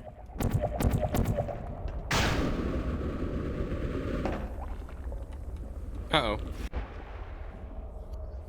Yeah, we are streaming Gamescom tomorrow. So you're saying that I shouldn't stream on Thursday because the Grand Theft Slowfield Auto Marathon is thing one of is the going to first levels we happen? created for Project 2009, dating back to the very origins of the project. It's based on a file name called SP Catapult Marathon, which was conspicuously placed inside a folder named Require Slow Time. While that map was intended to be used with the slow time mechanic, No, I we was just decided to wondering your adapt the idea priorities. for Featured. Okay. I genuinely don't know how to solve this one. Okay, hold on. I actually have to solve a portal puzzle. I don't think I've had to solve a portal puzzle in a very long time. Okay. So we're over here. There's an angled light bridge. What is the angled light bridge even going to provide for me? I guess access to there. Oh, I get it. Okay.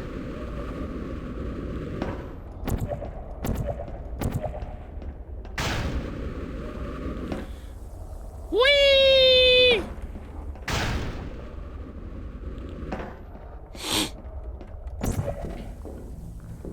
Okay.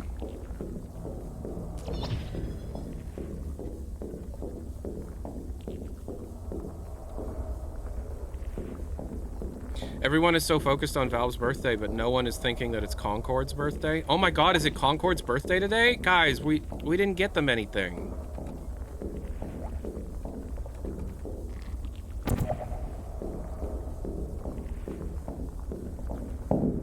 What if Valve announces Valve 2? If they announce Valve 2, it'd be like a bunch of people in their 20s trying to make a cool game. Out of all the mechanics in Project 2009, Slowfield was the most problematic for us in terms of mapping. Absolutely. Compared to other mechanics like lasers or projected walls, we had very little information regarding how Slowfields were intended to be used by Valve, let alone the puzzles that featured them. So, when we needed to fill gaps in the Slowfield and mix-up courses, we had no choice but to come up with our own chambers from scratch.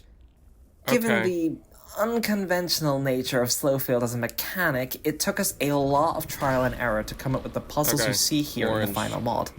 Throughout all that iteration, we figured out two key design principles that helped us to design Slowfield chambers that were satisfying to play. Firstly, make the chamber gimmicky. Slowfield does not fit the slower methodical style of Portal's puzzles. It is, by design, a rule of cool gimmick mechanic that tests the... Okay. How did I not die? Commentary nodes enable God mode. Oh, do they?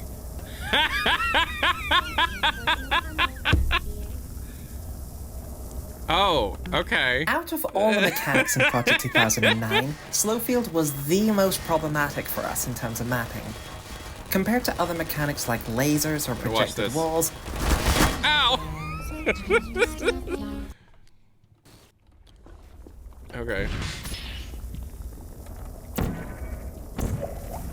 Whee! Okay, there. Nope. There. Center, thank you. Okay. Alright. Okay, now I got this. What do we do with this? Now I got this. What do we do with this? We're gonna bring it back. We're gonna bring it over there. These are very portal coded. Yeah, no fucking shit, Tyler. They're portal coded. Tyler's so smart.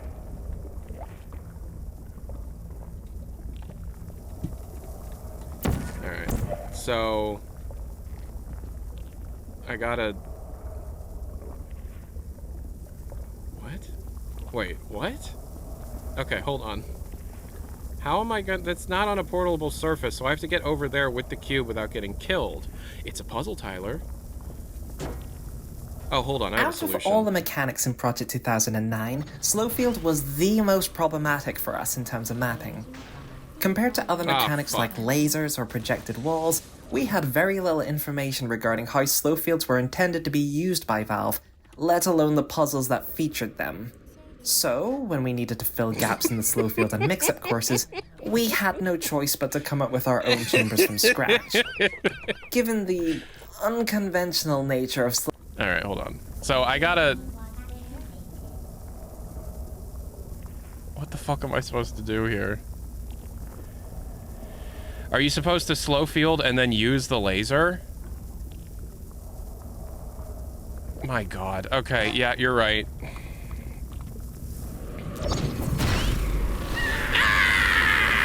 And then I throw it away. Oh, that one didn't die. Oh, that's fine. The explosion took care of it. Alright, now we're good. Okay, now what I gotta do is do the dumb things I gotta do. Whee! Boink.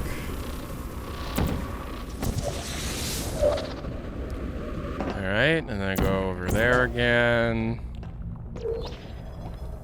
And then I gotta...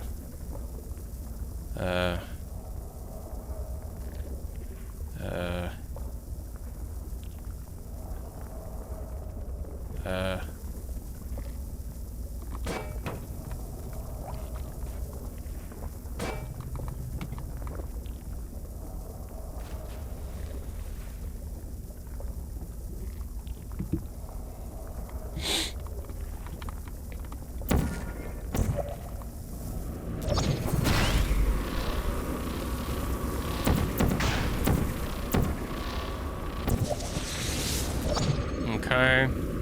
So now what I want to do... Ow. Fuck.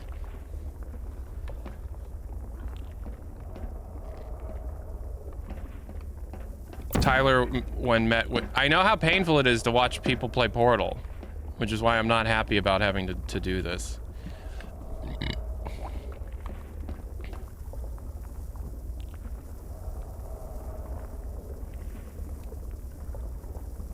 Sorry, I'm just solving the puzzle in my head real quick.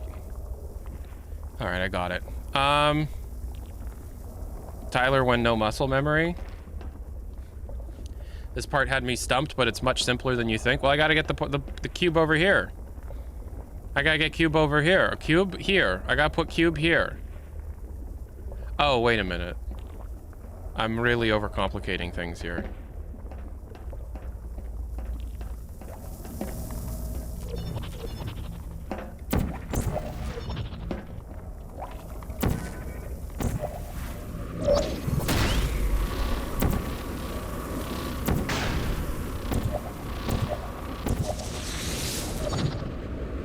Right.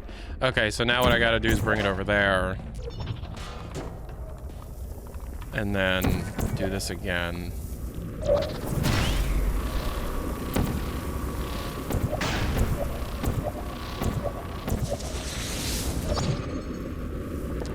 And then do this. Julian612CH just gifted a tier 1 sub. Teaching robots to love. Okay. That's cool. Thank you.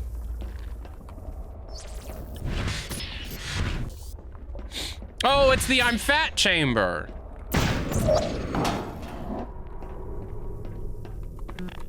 Sphere Peak is a strange level in that we're always finding new things about its old iterations. One of the most peculiar finds was an indicator line facing out of bounds that is intended to be on the cube dropper. The only way that sense could be made of this indicator line was if the entire region with the dropper and laser was rotated 180 degrees, which is what you're seeing now.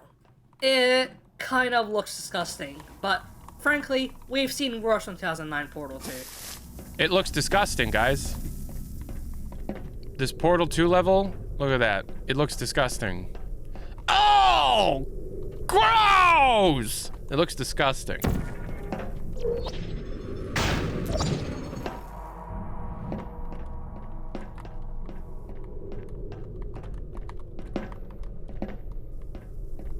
Tyler McVicker, how haven't you made a video on any of them?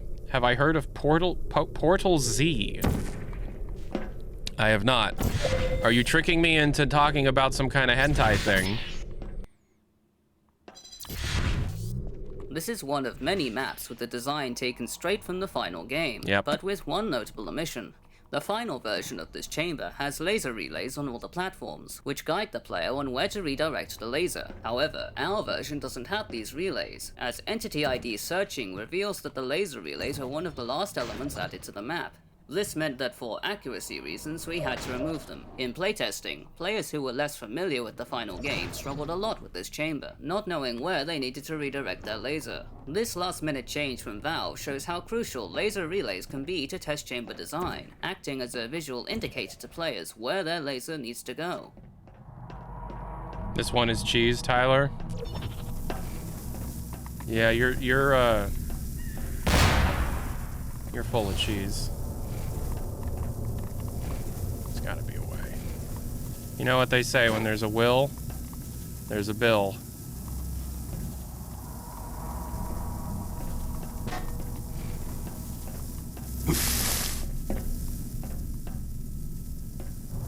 It's a leak? What's a leak? You know what they say.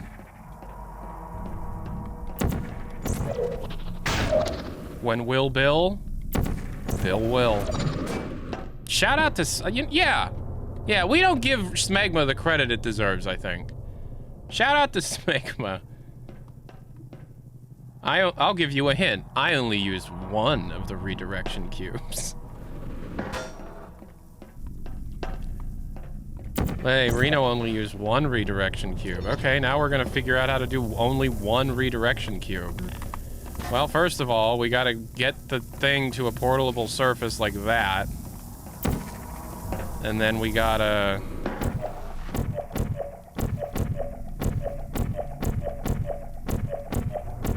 Oh, we're so close. That's real close. Okay. So, Witcher 4 officially targeting a 2028 release. I want to give a quick shout out to all my buddies.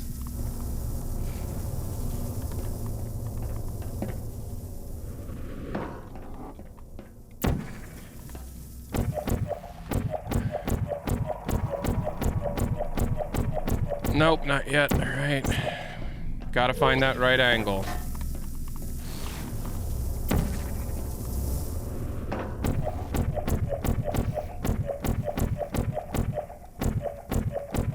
It's just slightly too high.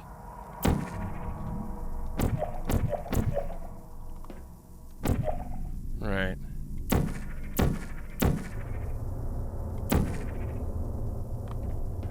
Oof, so close. There we go. There we go. All right, so now I just gotta get over there.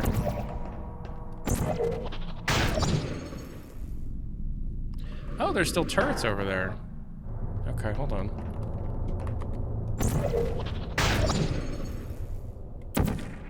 Please watch Portal Z. Don't tell me what to do. Oh, how am I gonna solve this puzzle? This is a problem.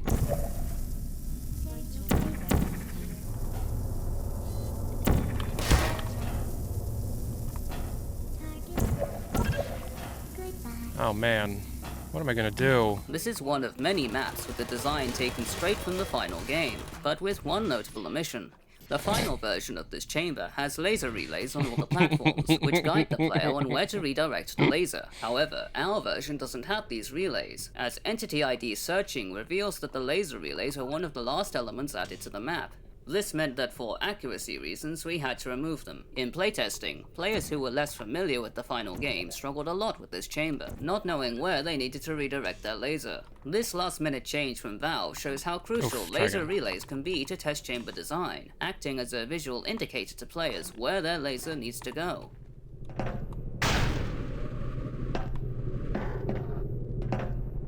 Lint over here with this mod developer.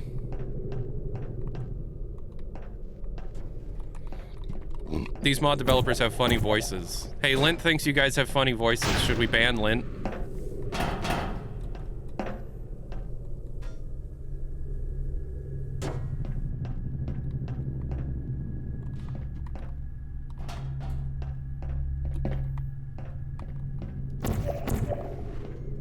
I mean that in the nicest way possible.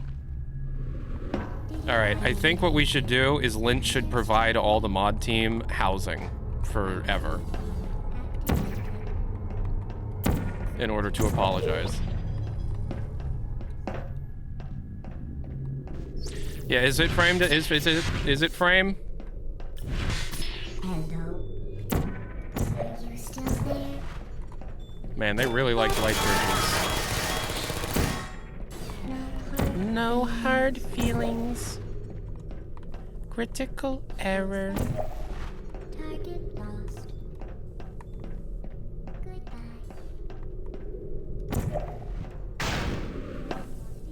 So, is C-Pilot 8 here? Still lost. Are you still there? I'm just playing Portal 2.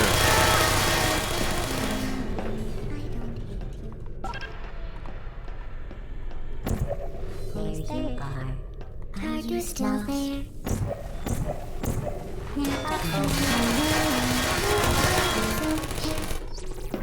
So they keep talking about this Portal Z thing in my YouTube Column chat. Blocker from Portal 2 is one of the rare few levels that we actually have the raw map sources for, provided to us by Valve from the Portal 2 authoring tools. In the Vis groups for Column Blocker is a disabled handrail, much like the one preventing you from walking into the goo on the right of the test chamber. Goo. Only it was seemingly placed in the middle of the wide open floor. Given the use of handrails was to prevent players from walking right into goo, we took this as a sign to extend the goo pit further into the level, only providing the necessary space for the puzzle to still function. Go.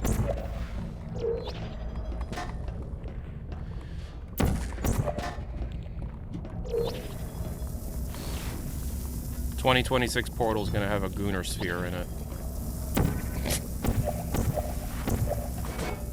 It's gonna be exactly the same thing as the Space Core.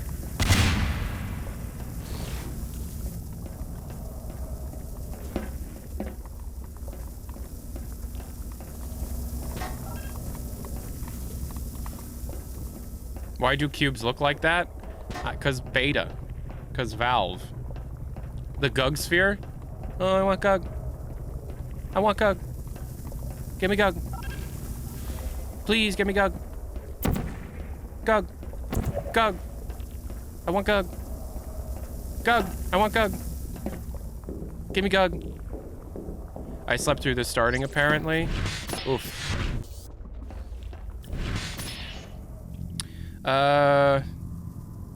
What do you read more, Twitch chat or YouTube? I have a program that combines Laser Relay both. Bridges was another map that we only had the name of, so we had a lot of creative freedom designing the puzzle.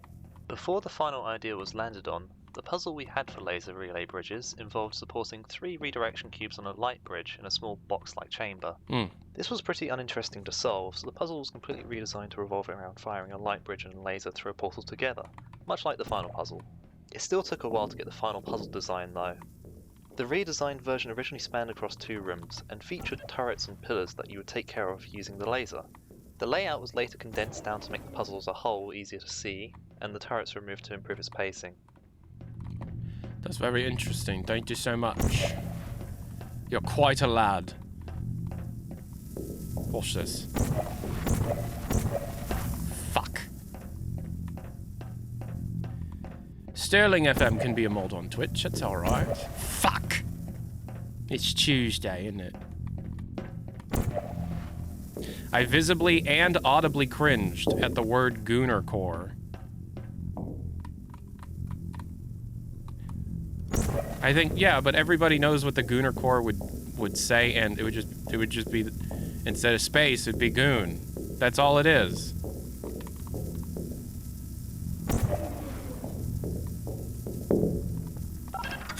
You see, they visibly and audibly cringed.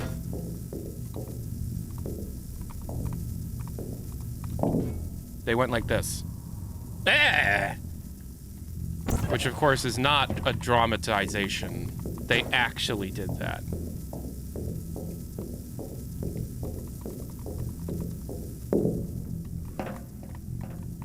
Such as vaporization. Please be careful. I must be able to do this, love. Mate. I gotta be able to get over there. Gotta click that fucking button. You're very calm today, Tyler. How fucking wonderful of you to notice. Would you like a cookie? Or as we call it, biscuit. It's our language. You just fucked it up. Don't you love when British people say that? It was our language. You just fucked it up. I love when British people say that. British people are so cool.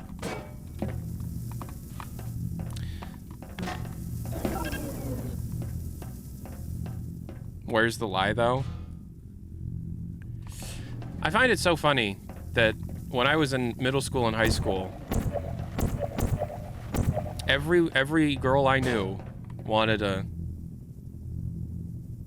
boyfriend with a British accent. What is going on here?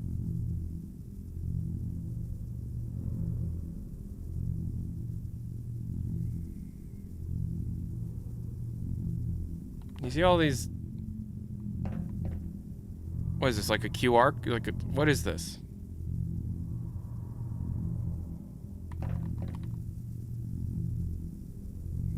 Is it showing up on stream?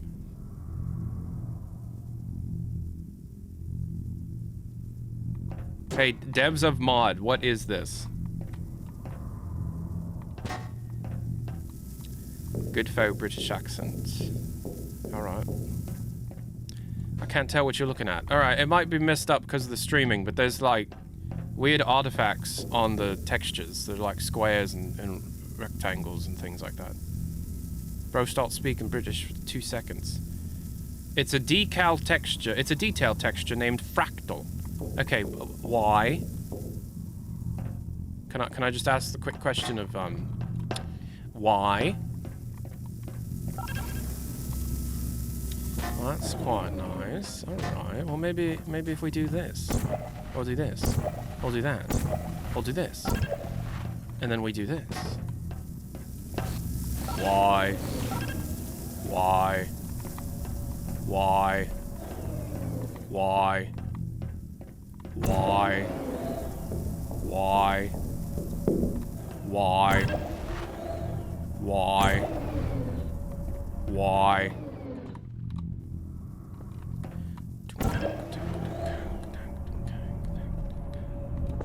Jeff Keighley tweeted about Valve's birthday. Yay, Jeff Keighley tweeted about Valve's birthday. Yay, Jeff Keighley tweeted about Valve's birthday. That must mean he knows something.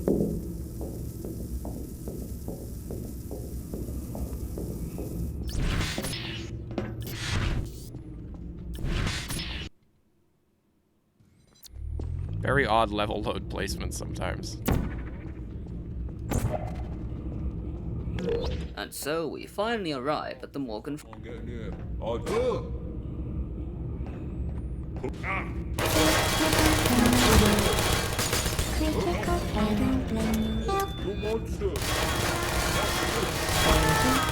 Why can he phase through some of the turrets?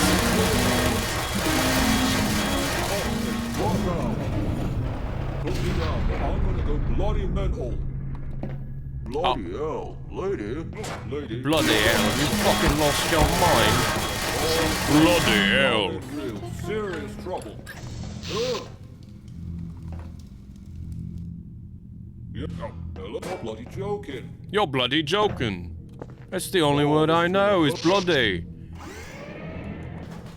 Again? Again? Can't you... Oh, you monster. Oh. You're killing me. Oh, my God. I don't hate you.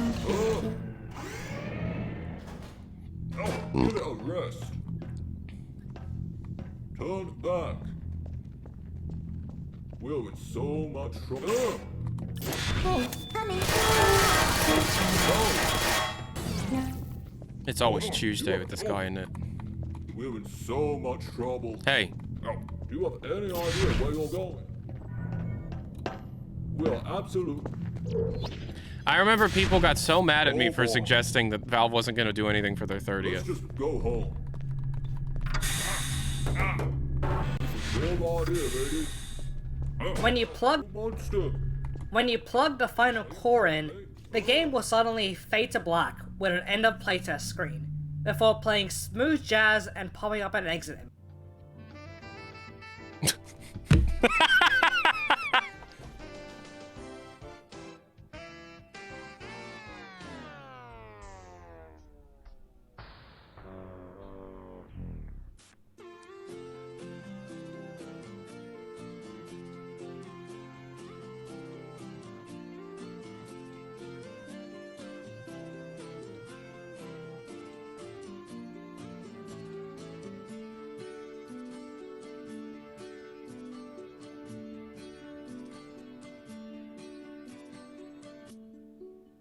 Look at all these people that Valve is gonna put in jail. I'm kidding.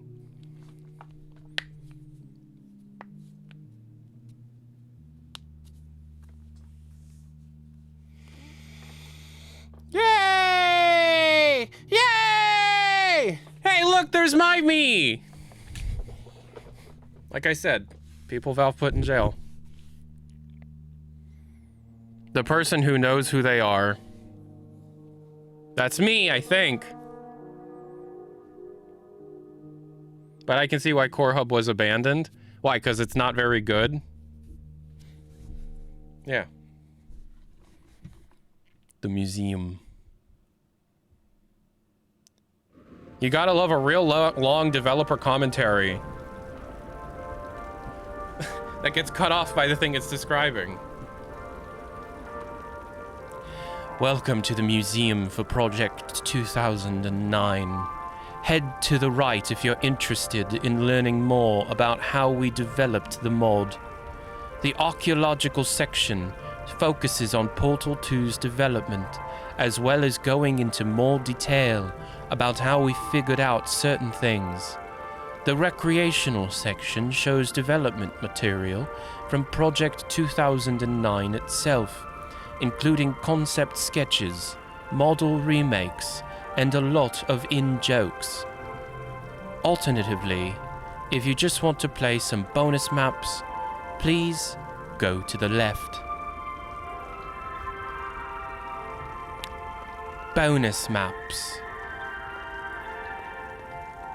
Archaeological. Recreational. P 2009. Let's look at the archaeological dig section of the museum first. Pre-hub 01 remnants. Do I somehow do this? What is the...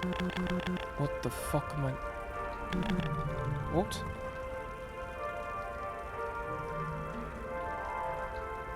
These scroll bars work. They do not, actually. Displayed here is an exact remnants we found of Prehub 01 in the Art Removals Viz group of a soundscape instance.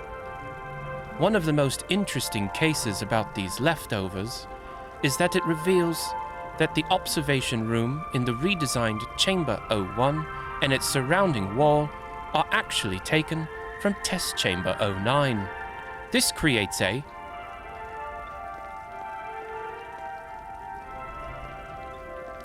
ooh, ah, ooh, ah. I'm standing in Valve-made beta, and it feels oh so good on my feet. Nothing is as good as Valve-made beta. My life has meaning. My life has purpose. I will find love. I will find purpose. I will find good food.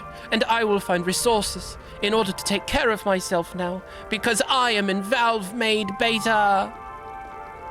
Nothing is more important in life than Valve-made beta. I enjoy it, I enjoy it, I love it, I enjoy it, I love it, I love it, I enjoy it. It's Valve-made beta. These are development assets that Valve created, and they cut from their final game, making it better than the final game, and I love it. I love it, I love it. It is Valve-made beta. That's what you guys sound like.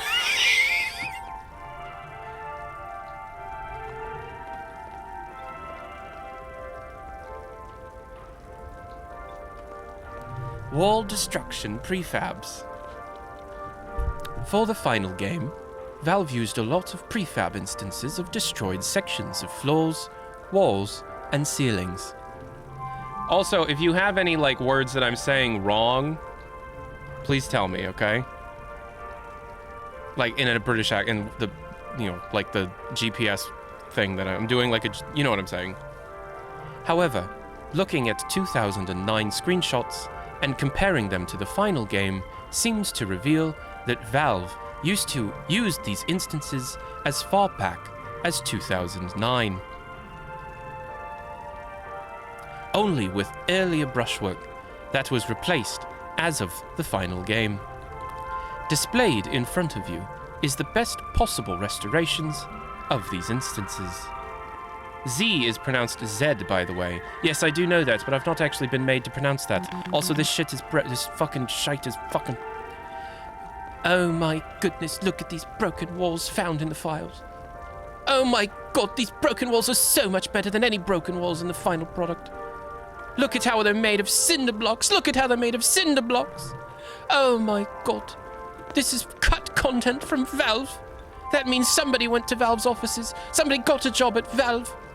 And they made these pieces of content with the admirable Josh Weir. Josh Weir. Oh, I dream of speaking to you about the development of Portal 2, Josh Weir. Oh, let me play the original Core Hub build, Josh Weir. Textures. Displayed on the wall here is the standard texture palette for pre-hub and post-hub levels. These textures still reside in the final game's files, but their materials needed some additional tweaks to match how they looked in earlier development. Oh yes, look at these textures, I love them, they're so good, these textures. They're clean and they're not clean and they had to make them themselves, there's a mismatch and it looks great. Oh, I love it. Look at these textures. Oh, they're better than any textures they released. Why did they cut these textures? But then again, if they didn't cut the textures, then I wouldn't love them. Oh, they are the best textures I've ever seen. Old BTS wall. This texture. White wall, tile, 004C. No, let's say it like Aussie. This texture. White _ wall _ tile, 004C. Comma, stands out among the final set of overgrown textures, as it's textured entirely differently to them. Dash, especially because the remade equivalent, comma, white _ wall _ tile 004F, comma, does not override it. Looking at texture seams between brushes in the return to Chamber 19, it seems as if Valve originally created the overgrown textures to act as the BTS white wall set, making this the only surviving remnant of that original design. This is my favorite texture of them all! Look at how detailed it is! Oh, this is before they pushed everything into the Xbox 360 and PlayStation 3. Oh, how I hate Valve games on console. They've really ruined the whole experience. Imagine if it was just us PC players. Oh, I love it!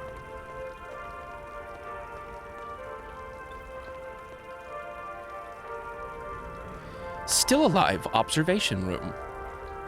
This observation room, which originates from Still Alive 11 and the Flash version map pack, is 192 units wide, a size which never appeared in Portal 1.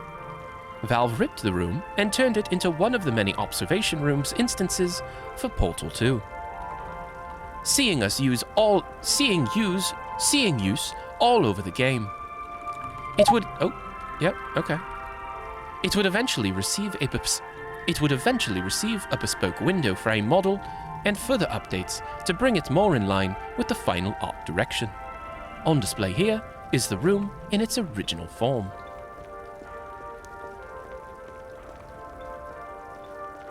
The M cube map! Oh, I love this marble! Oh, this marble is very... Oh, the light bulb from Hammer! I love the light bulb from Hammer, and I love this light bulb! Look who's talking.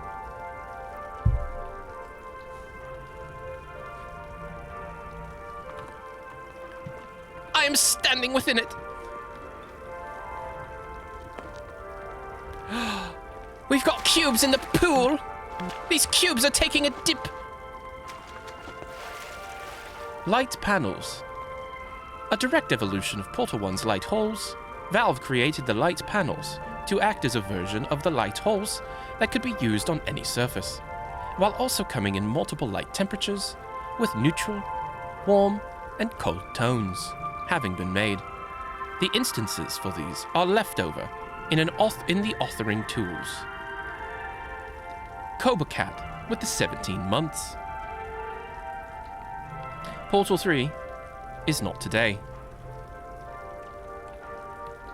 Why is Tyler not pink when he's saying that? These light panels eventually evolved into the final game's light strips, drawing particular attention to the large 128-unit panel seen to the left, as its instance was replaced with a set of 4 light strips to fill the same amount of space in it. Oh, these were so much better than the light strips. I wish they had kept these. Oh, why did they change them? They are so beautiful. Oh my God, look at the metal poles holding the glass. Look at the ridged glass. Oh, I love it. Well, we're missing oh, I love the error model. The Portal 2 error model is the pinnacle of the error model. Oh, whoa, I don't want to say what I want to do to this one. $4 from somebody with no name. So, that person's name is Muffin Flinger. And your name is blocked probably because it has muff in it, which is, you know. Oh my God, look at these. From the final hours of Portal 2. Oh, Jeff Keighley, please, release the discs. Oh, it hurts me how it doesn't. Look at that. Look at the hover turret. Look at the hover turret in the test chamber map. Half Peeps has subscribed. Oh, it's the companion cube, my friend. Oh, I don't like you. You're not beta. You were in the final game. Error timeline. Portal Door Hall. Portal Door Hall. Seen and dev test of the original Connecting World Portal hallway that Valve utilized all over the post-hub courses, but very modified and broken. This exhibit displays the original condition of the Portal Door Hall found in dev test before it was restored in Project 2009. Oh, it felt so good to walk through that hallway. I wish that hallway was in the final game. I wish it was. I wish I could have walked through it. Oh, it feels so good on my feet and breathe in the air inside of this. The air is so much better in here because it is beta. It is cut content. I love cut content. Oh.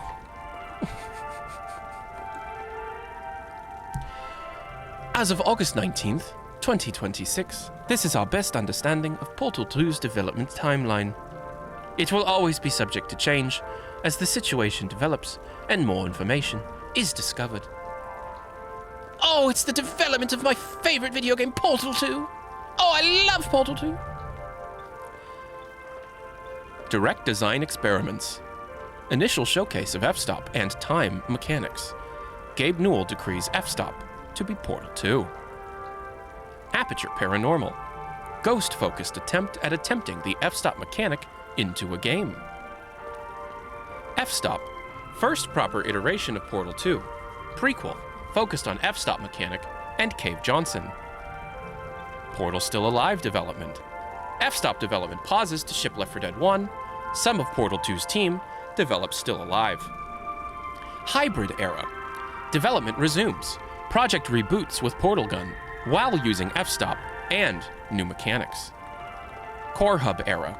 Valve shifts to sequel featuring personality cores taking over a destroyed Aperture Science, which is what you've just played. Protosphere era. Experiments with Paranoid Sphere involving Into Wheatley, who gets incorporated. Game Informer era. Valve announces Portal 2 to the world via a Game Informer magazine. Man, 2010 was a different time.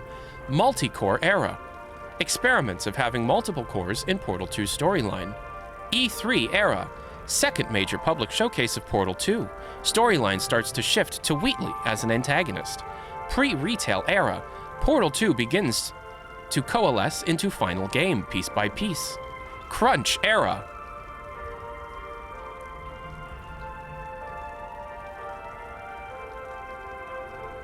Valve extends content lock date by extra month, sending company into crunch time. I remember when that delay occurred. Valve releases the game on April 18th, 2011. I remember that day very, very well. I was a freshman in high school. Oh, I remember that day so well. I remember that day so well. Portal 2 Sixth Sense motion pack development, which I've never played. Still haven't played it. Sixth Sense Entertainment is granted early access to Portal 2 to begin developing the motion pack for Razor Hydra. Yes. Oh, it's so good in here. I love this room so much. It's my favorite room. 2004 to 2011 Valve era is unmatched. You are correct. Portal 2's development team. Look at all these names. Excellent. I do not yet want to leave. There's more to see. Yes. Hey, this is here. You actually put it in here. So they explained to me what this was.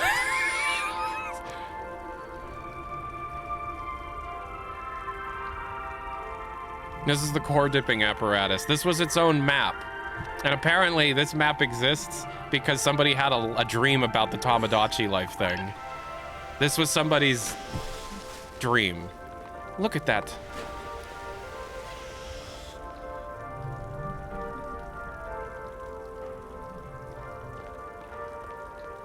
Look at these in-jokes.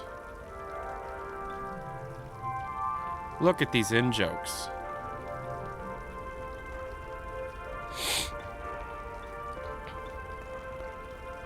You know, I've never seen this model of the mannequin before. I've obviously seen this one, but I've never seen this one before. What is this?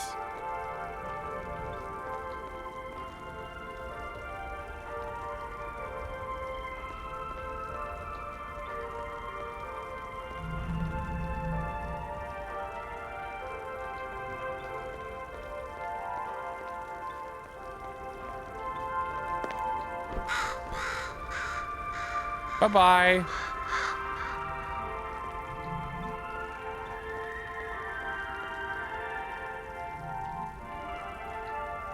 These people care way too much.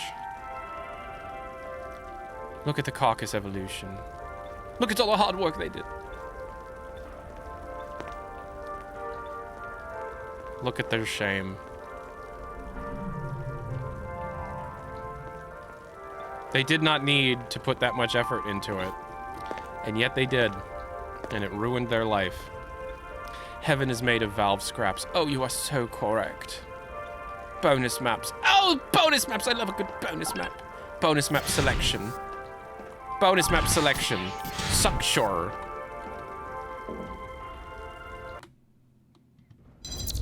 Bonus ducks.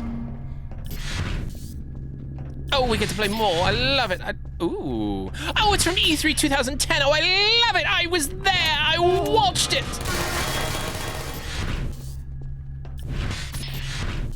Oh, it's this one. The wall is going to come loose. Oh. That is inaccurate, and I shall no longer be playing your remakes of... Oh, hello. I want to be sucked up into it. Okay, that did not work.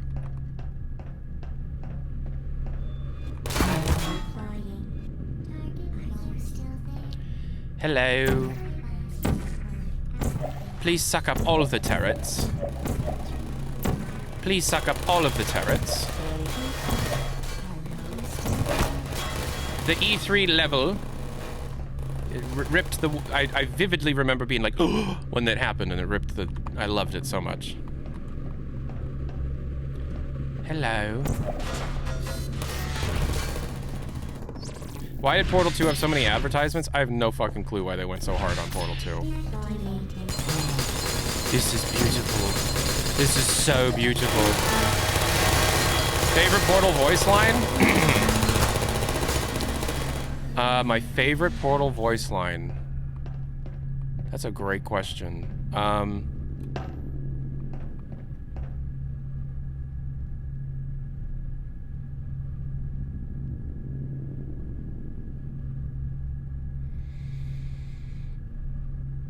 You think you're doing some damage?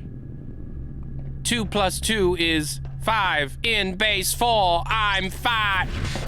That one. Fatty, fatty, no parents.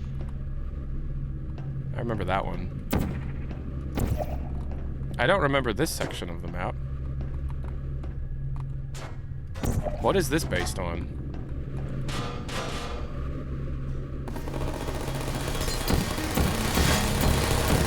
Now that this is over, now that you've finished it and it's out, are you going to make P2010?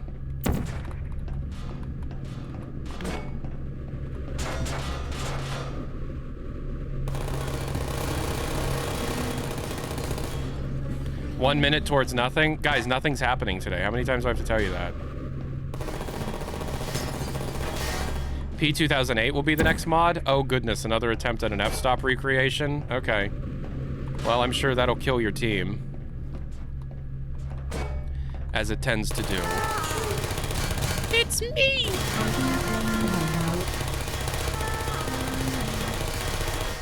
Shutting down.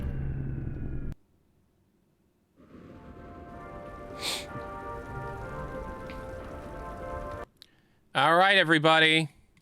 Did Valve celebrate their birthday? No!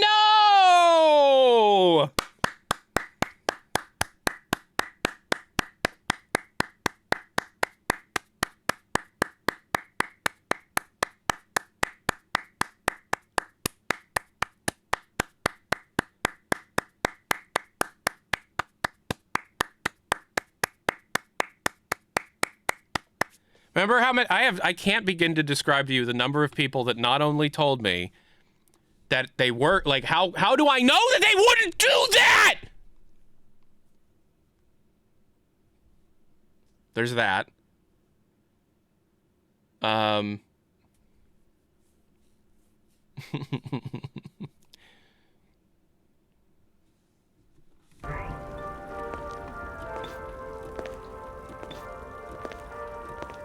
I have a lot of rage in me.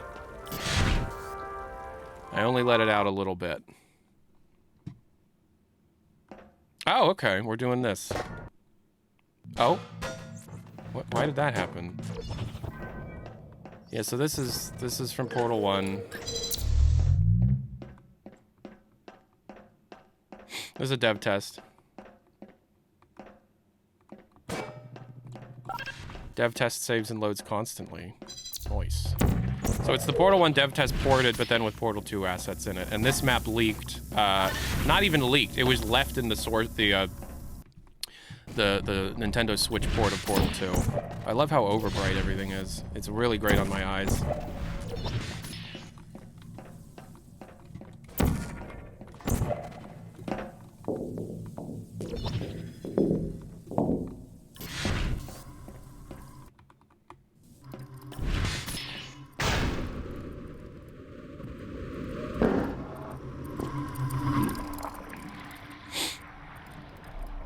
Nothing happened. Just like I said, and people were very upset at me for saying nothing would happen.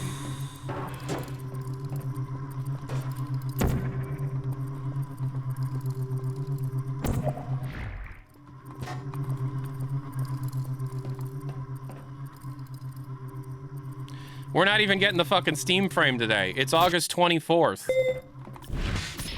It's August 24th. And we still don't know how much the goddamn Steam frame's gonna cost. Good lord. It's kind of crazy they didn't say anything for their 30th. It's not, though. I told you they wouldn't. Yeah, but they did for Half-Life. Yeah, we had a lot of rumblings before that happened, and we have nothing about this one. I told you it wouldn't happen. Yeah, but you didn't know that. You were just guessing. You were just trying to harsh our vibe. You're just... Okay.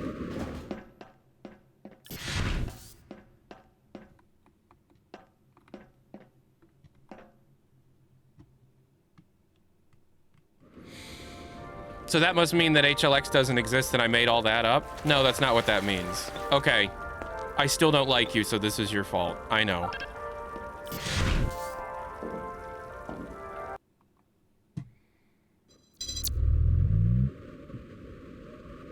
I haven't doubted you since you said the Reviver was the Archvile.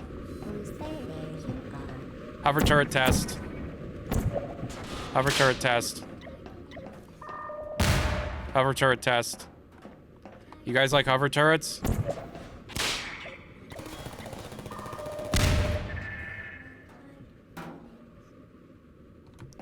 You want to send a shoe at him?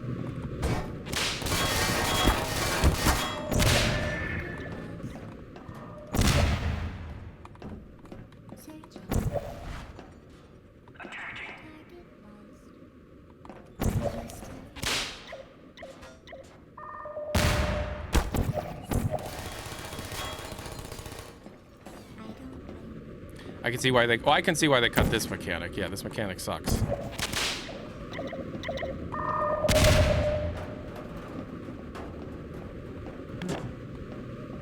They could have announced the new Half-Life game they've been making for 6 years. Perfect is the enemy of good, and Valve is also an enemy of good.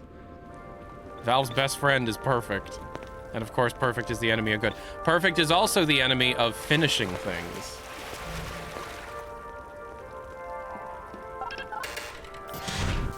No, so that's the thing. We're gonna learn on September 14th.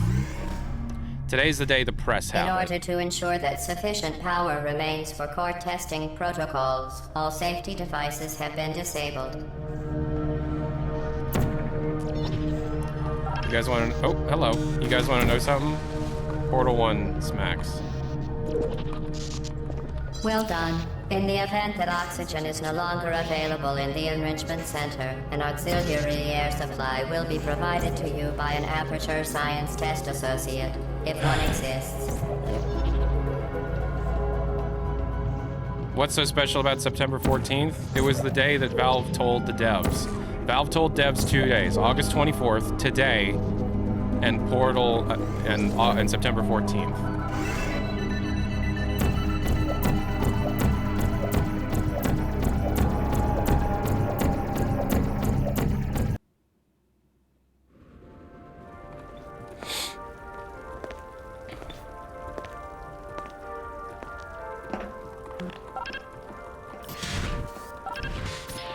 Wall. They already told the devs? Yes. And then the devs immediately ran and told the press because the devs are kind of sick of how they're handling the situation, is my read on the situation. DMND Dylan.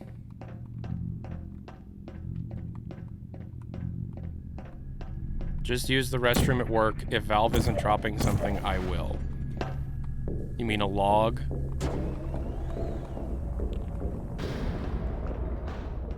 Maybe the date's a canary trap? No, if it was a canary trap, there would have been more than just 2 dates available. It was consistently those 2 dates from every single person that talked. How do we know it's the 14th? Here's the thing. Developers were told late July as well. It doesn't matter. Developers were told late July as well. Just because they were told those dates doesn't mean Valve is going to follow through on those dates. You understand? Did the frame get announced? No. Will there be anything announced today? No. So September 14th could also be nothing. This is Valve. Yep. So nothing will happen on the 14th. Now, something will likely happen on the 14th as long as the industry doesn't, like, you know, kill consumer electronics more so. Why September 14th specifically? I have no fucking idea. We still don't have a Steam frame date or a Steam frame price. Like, are you kidding me, guys? Like, really? That's a random date? It's the date that we were hearing.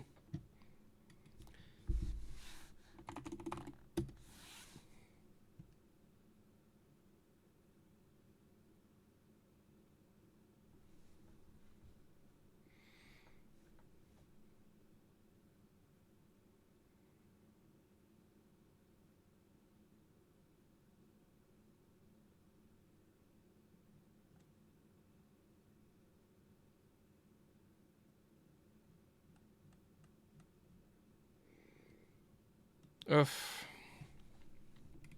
Eventually something will happen. Yes, that is true.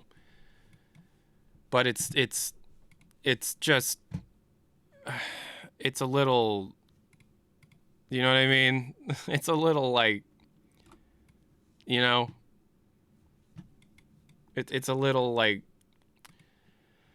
okay.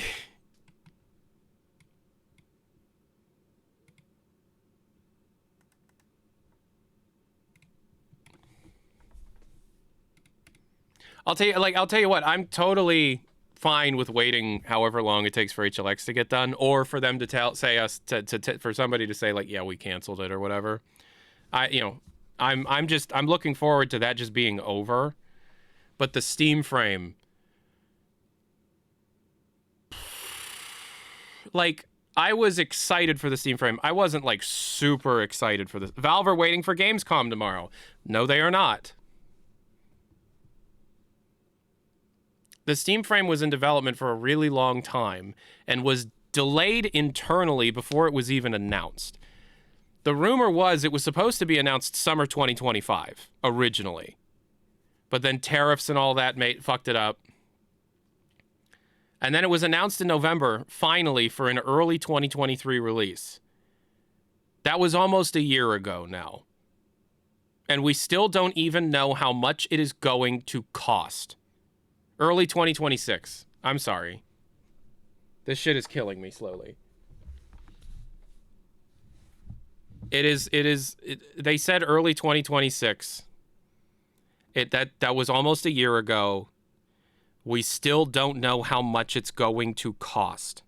Chat, when Tyler gets something wrong. I didn't get anything wrong. I told you nothing was happening today. Chat, when Tyler predicts something negative that he is correct about, how dare you will that negative thing into existence? Off with your head. Oh, yeah, okay. Look, I don't know. $900, it's going to be more than $900. I know you saw that the Counter-Strike's third-party skin website tweet $900. It will cost more than $900. Spence the Bents. The Steam frame will cost $5. Linus Tech Tips posted. It's over. Yeah, it's not happening today. $901. I've said this over and over again, and I will continue to say it. The absolute minimum that the index can be, the absolute minimum that the Steam frame can be is $999. That is the minimum the Steam frame will cost. Absolute minimum. Okay? More realistically, it will cost slightly more than the machine at $11.99 or $10.99. So many people yell at me for saying that. I know that slowly people are starting to come to Jesus with this and realize it's going to be very, very expensive, but there's still so many people that believe no, they'll subsidize it because Meta does that. Well, no, this is going to save the VR industry. No, it's not. Guys, this is going to be a wet fart at best, and Valve knows it at this point. Well, I hope Valve knows it at this point. Otherwise, what the fuck are they doing?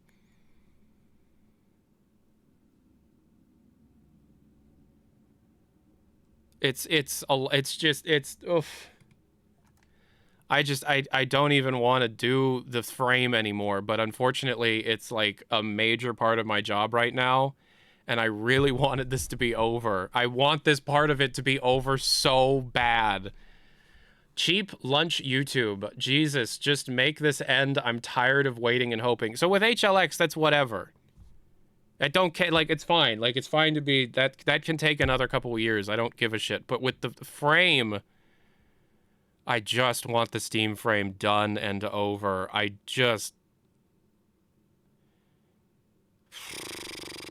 The only thing that might stick is the controller. Remember when everybody thought the controller was expensive for being $100? I bought the lowest end Steam machine. Well, you bought it for me with you guys donated the money. It was $1,119. With tax and shipping, it was $1,119. Thank you for paying for that.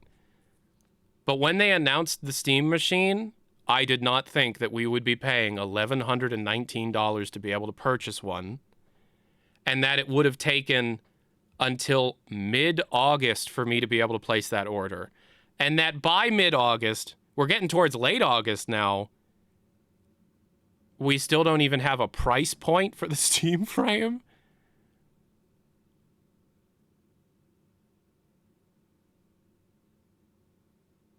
We still don't even have a price point for the Steam frame. Still.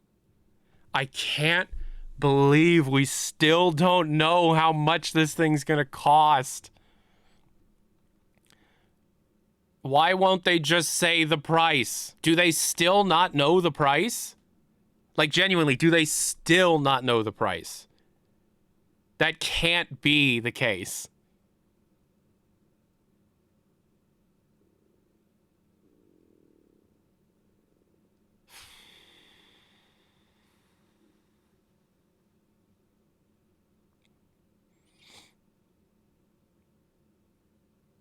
Not even an anniversary sale for Valve games. I told you they weren't going to acknowledge it, guys.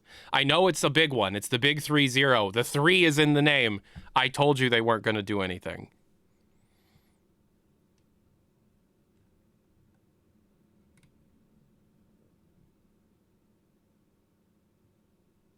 Shouldn't all the frames they are selling already be made? You're correct. At this point, yes, they should be. Did they do anything for the 20th? No. But they did something for the Steam 20th. So...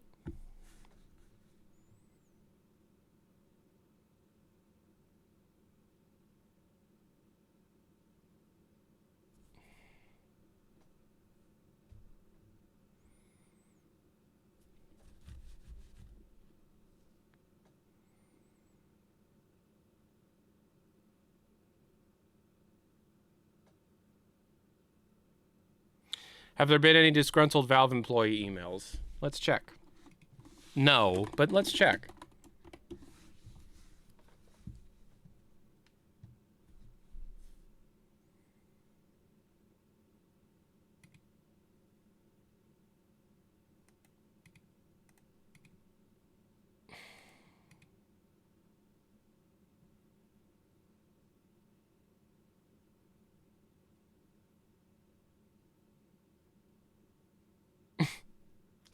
Well, I got an email saying, I'm watching your stream from Monsant'Angelo, Italy, and they're in, like, this beautiful, like, ancient-looking cathedral watching this dumbass live stream.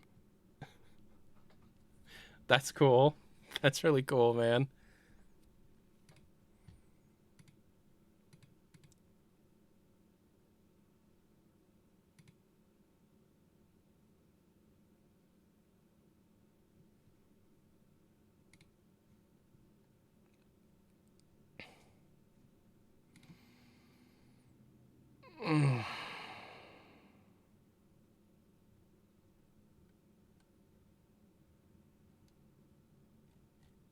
I got an email from Sabrina Carpenter. I got an email from Sabrina Carpenter's press list.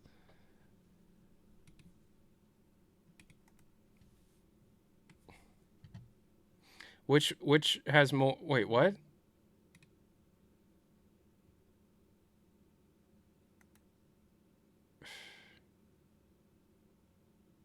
I'm confused.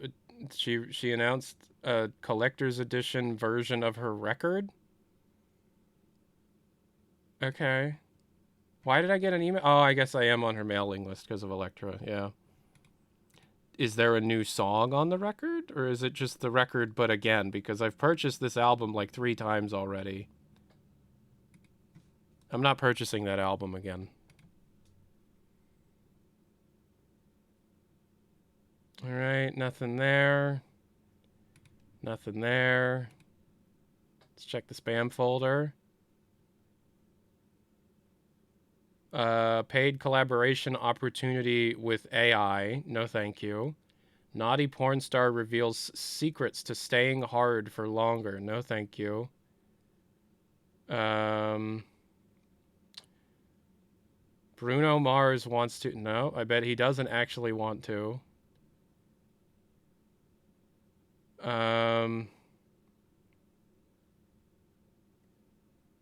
Okay, so let's check my other email. What are you doing? I'm checking my email. People wanted to know if maybe a disgruntled Valve employee emailed me or something, and they didn't.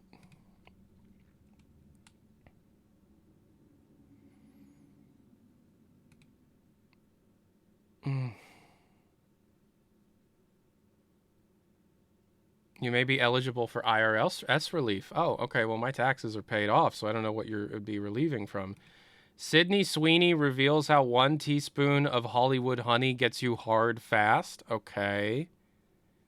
That's interesting. I don't really want to. Okay. Right. So, happy 30th birthday, Valve.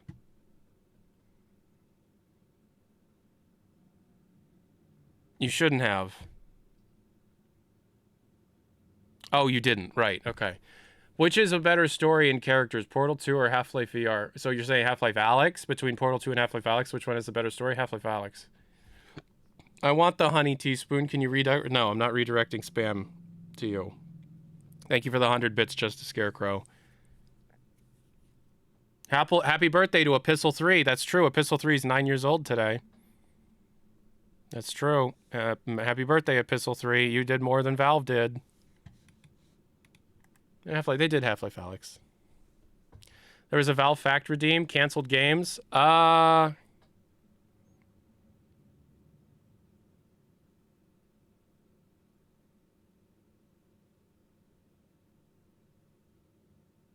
It's sad to think about how HLX isn't even officially revealed yet.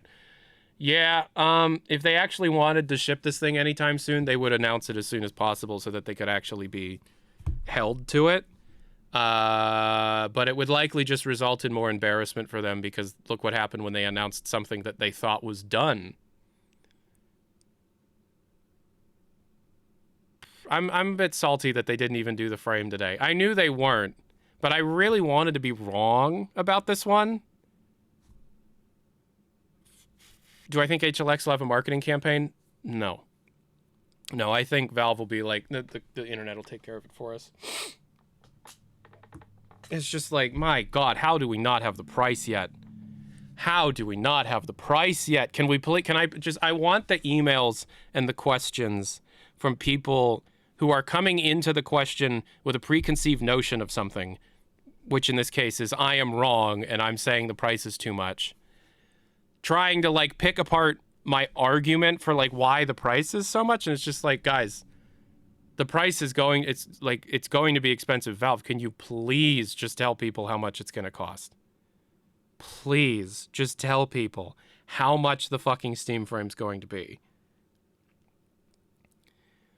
The unfortunate reality of it is the longer it takes, the higher it will be. And I guess they're like, we want to make sure that this is actually the price, and I get that. But then it's just like, how it's you announced this in November. How do you not know what the price is yet? Like it's crazy because it's like, it shows just how little they were prepared on multiple fronts. Number one, they were not prepared for how popular it was going to be, which is stupid.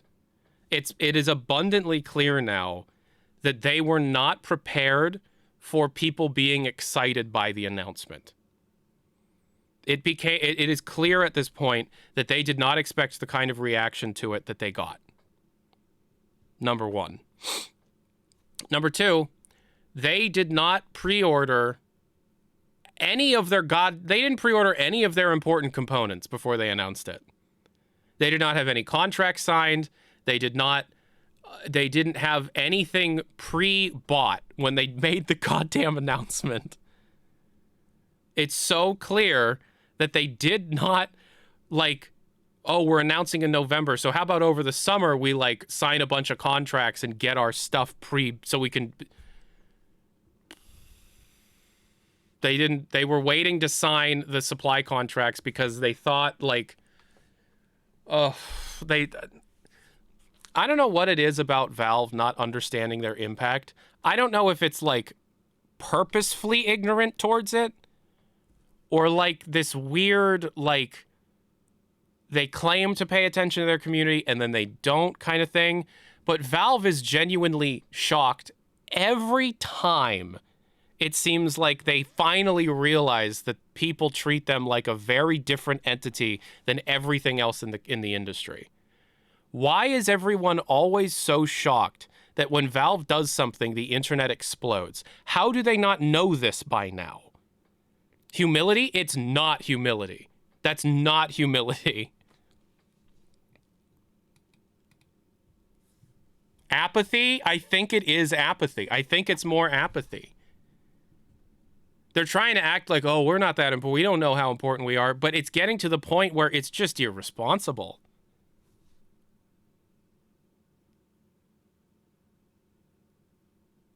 It does sometimes feel like they're oblivious to their own communities and consumer base and things. It's very, very strange.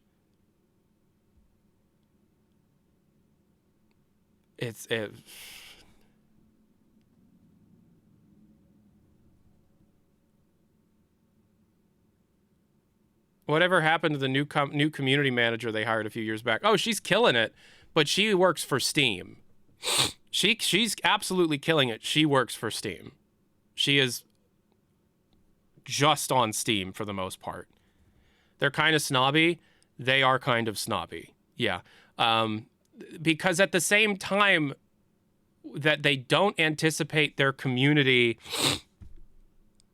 reaction to anything, they're looking at the VR industry and are being like, hey, here's a piece of hardware. Everybody else will make the software for it, and then we'll save. Like, it's like they don't understand their impact on the community or for people who buy their products, but they really understand their impact on other developers, and they really pass out that Kool-Aid. It just doesn't make any sense. Because it's like they're shipping the Steam Frame thing, and there's some people that really, and I'm not kidding, there are people that look at the Steam Frame like it is a second coming of Christ kind of situation, where it'll truly save this failing industry. And yet, as far as software is concerned, like a killer app that they're shipping for their thing, they're just making a worse version of the game they've put out 6 years ago. They're shipping Half-Life Alyx again, but limited. And they're just kind of like, everybody else, all the other developers will create the software for it. Everybody, if you want to port your game to the Steam Frame, here's a developer kit. You'll do it. And we're going to be very not communicative with you long term. We're going to ghost you after we miss a deadline, and then we'll finally tell you a deadline, and we might not even hit it. It's really strange. Wait, limited how? They have to get that game to run on a Snapdragon 8 Gen 3 processor. It's going to be more limited than the version of the game that ran on an x86. FEX is really important. I hope they don't sync it along with the frame. FEX is really important, but FEX is not a VR specific thing at all. Do you use your Steam Deck? I use my Steam Deck all the fucking time. Half-Life Alyx has been constantly popping up on SteamDB. Yeah, they're working on a ARM CPU version of the game, and that's cool. But it's going to look worse than just the base game on the PC. That's not going to sell units. It's just an interesting bonus.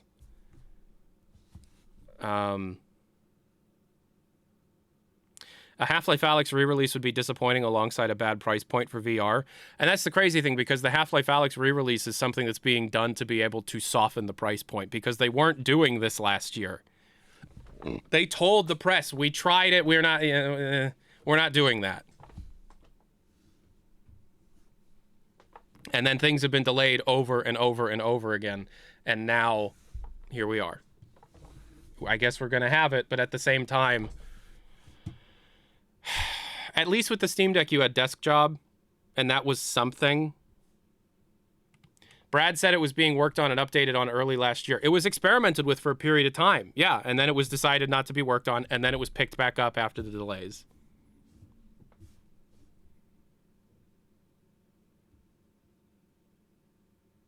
But this is not the Melee update for Alyx, right? I don't think there's enough people working on the Half-Life Alyx port to add new features to Half-Life Alyx. No.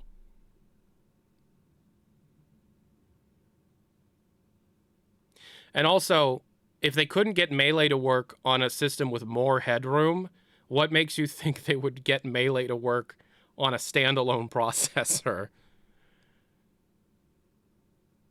At least they could just be more transparent about things. At least when it comes to the frame, 100%.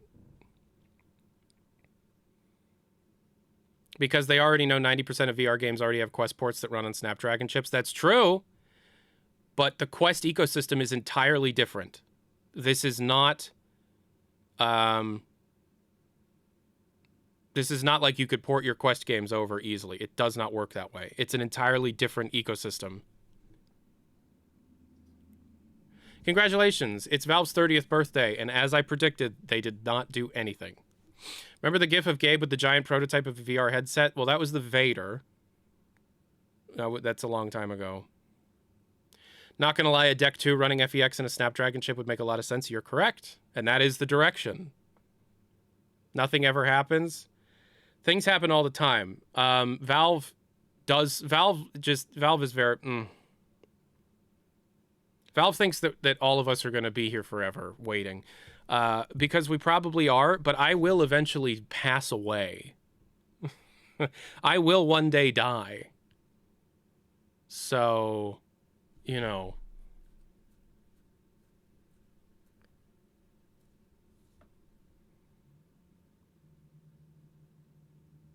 Things happening is why the Steam frame isn't out yet. That's true.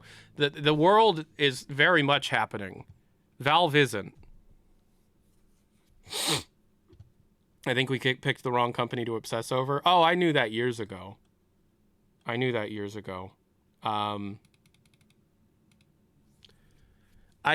Valve is very much in the mindset of like, we feel like if we communicate of all the ups and downs that we're going through privately, it would drive the community more insane than if we just stayed quiet.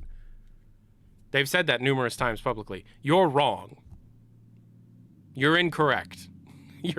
That is incorrect. You are wrong. Maybe 20 years ago, where the internet was a very different place. But if you have announced a thing, you really should be keeping people up to date on that thing. Where is the book? The MVM updates kind of like, they will, credit to the Team Fortress team, they have been saying a few things. But the Steam frame...